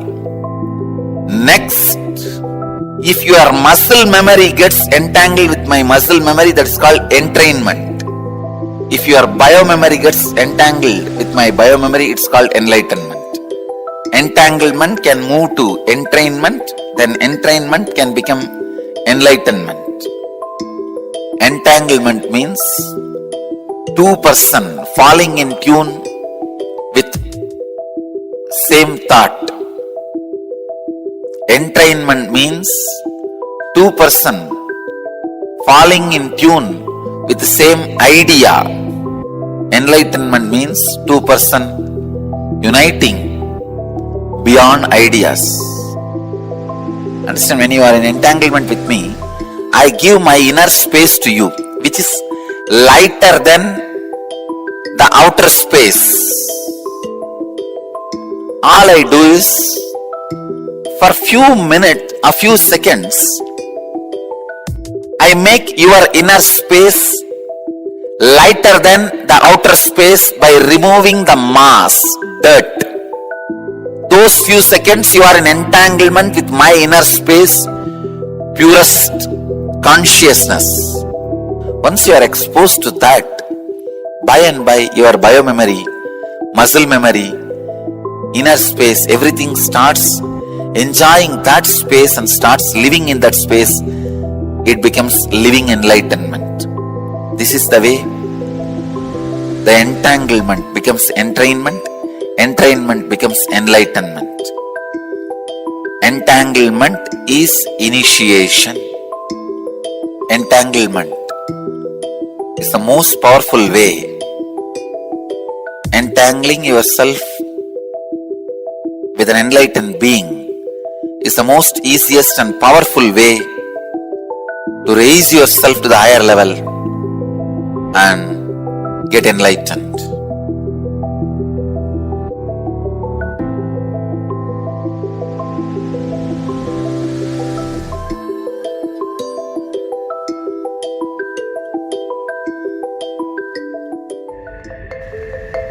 If somebody is swimming in the ocean, you stand and watch. Whatever brain activity is happening in that person's brain, even if you are watching, the same activities are mirrored in your brain, meaning the same kind of electric and neurotic impulses are activated in your brain. Now you know why just by gazing into my eyes, you are in the space of completion. I am swimming in the ocean of consciousness in the space of completion. So naturally, you are absorbed in total absorption. Actually, total absorption, totally being absorbed happens during energization. Whether you are there or not, it's my job. I just pull you to that space during the energization so you cannot escape. It's replicating the highest neural activities inside me, experiencing and living life with the cognition, energy and the inner space of an incarnation. You just sit and absorb. That's all.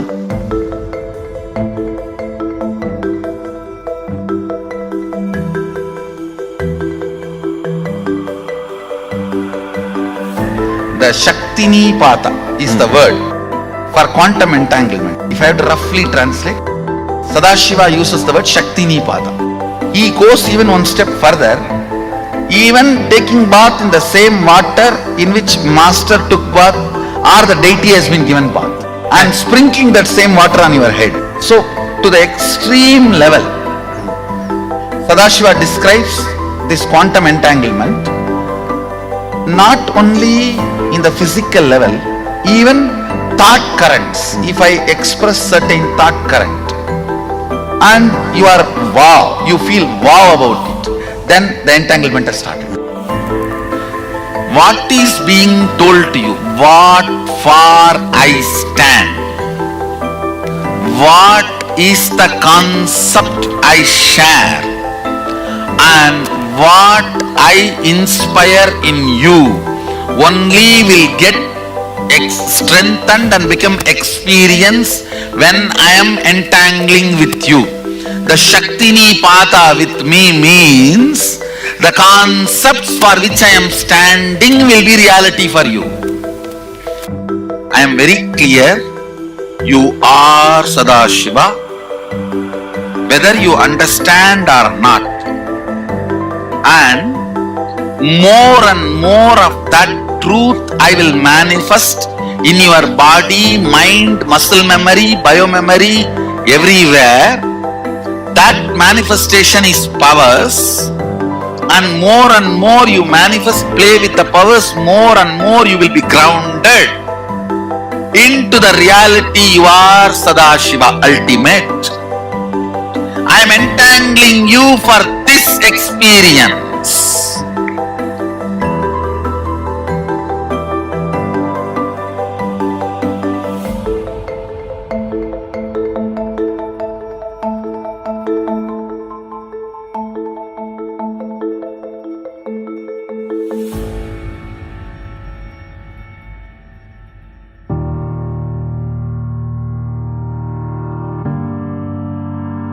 it is a pure spiritual process.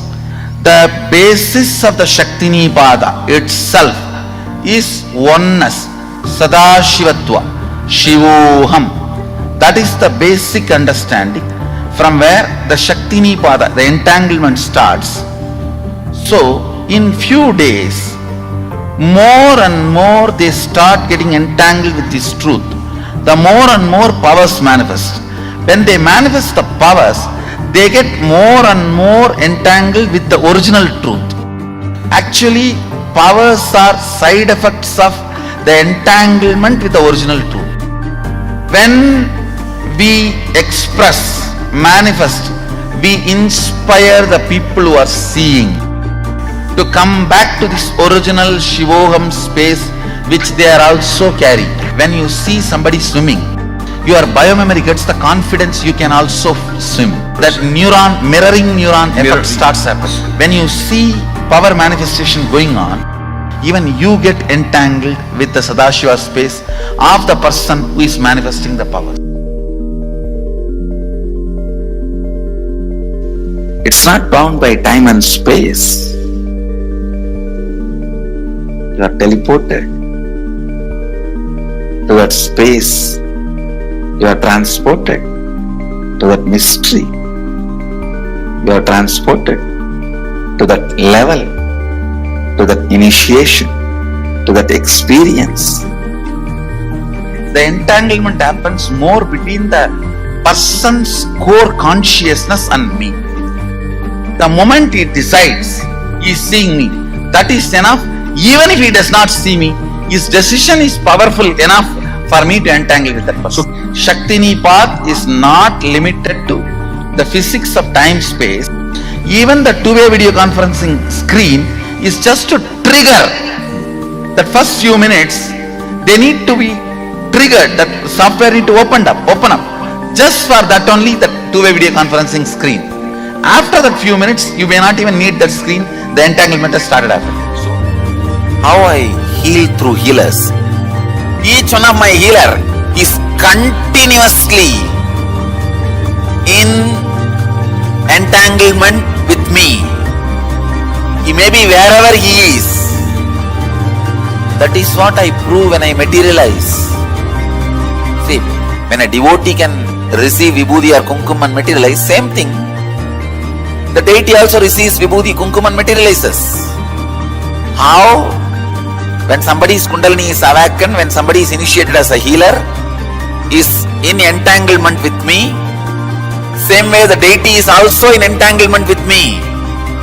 Once the prana pratishtha is done, that deity is continuously in entanglement with that super consciousness.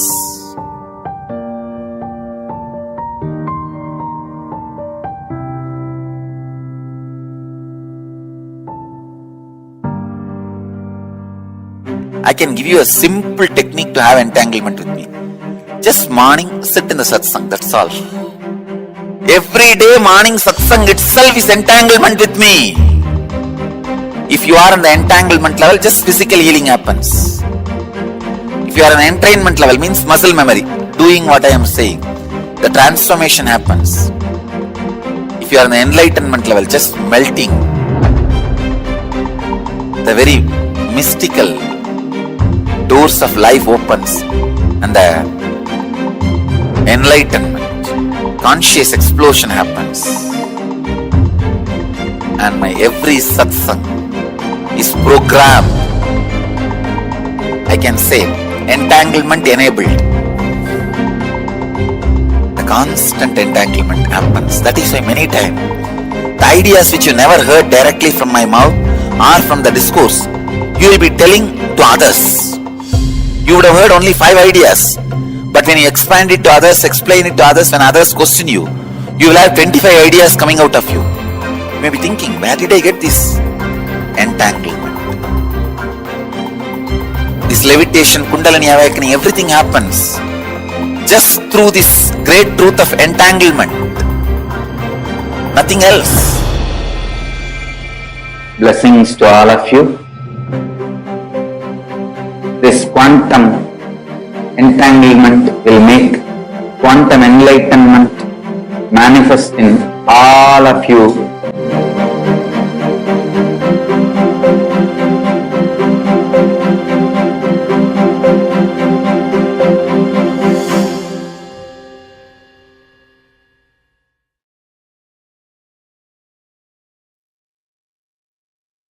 This is a darshan that all of us are going to be having today.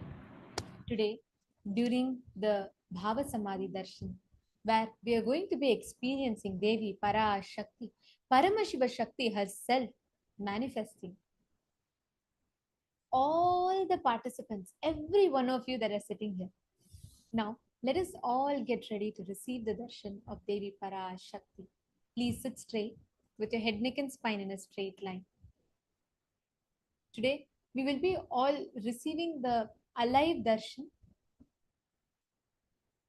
and we will all be receiving the darshan of Devi Paramashiva Shakti, Parashakti.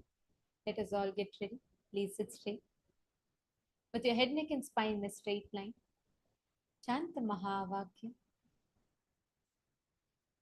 and connect intensely to the Divine Cosmic Mother. Om Nithyananda Paramashivam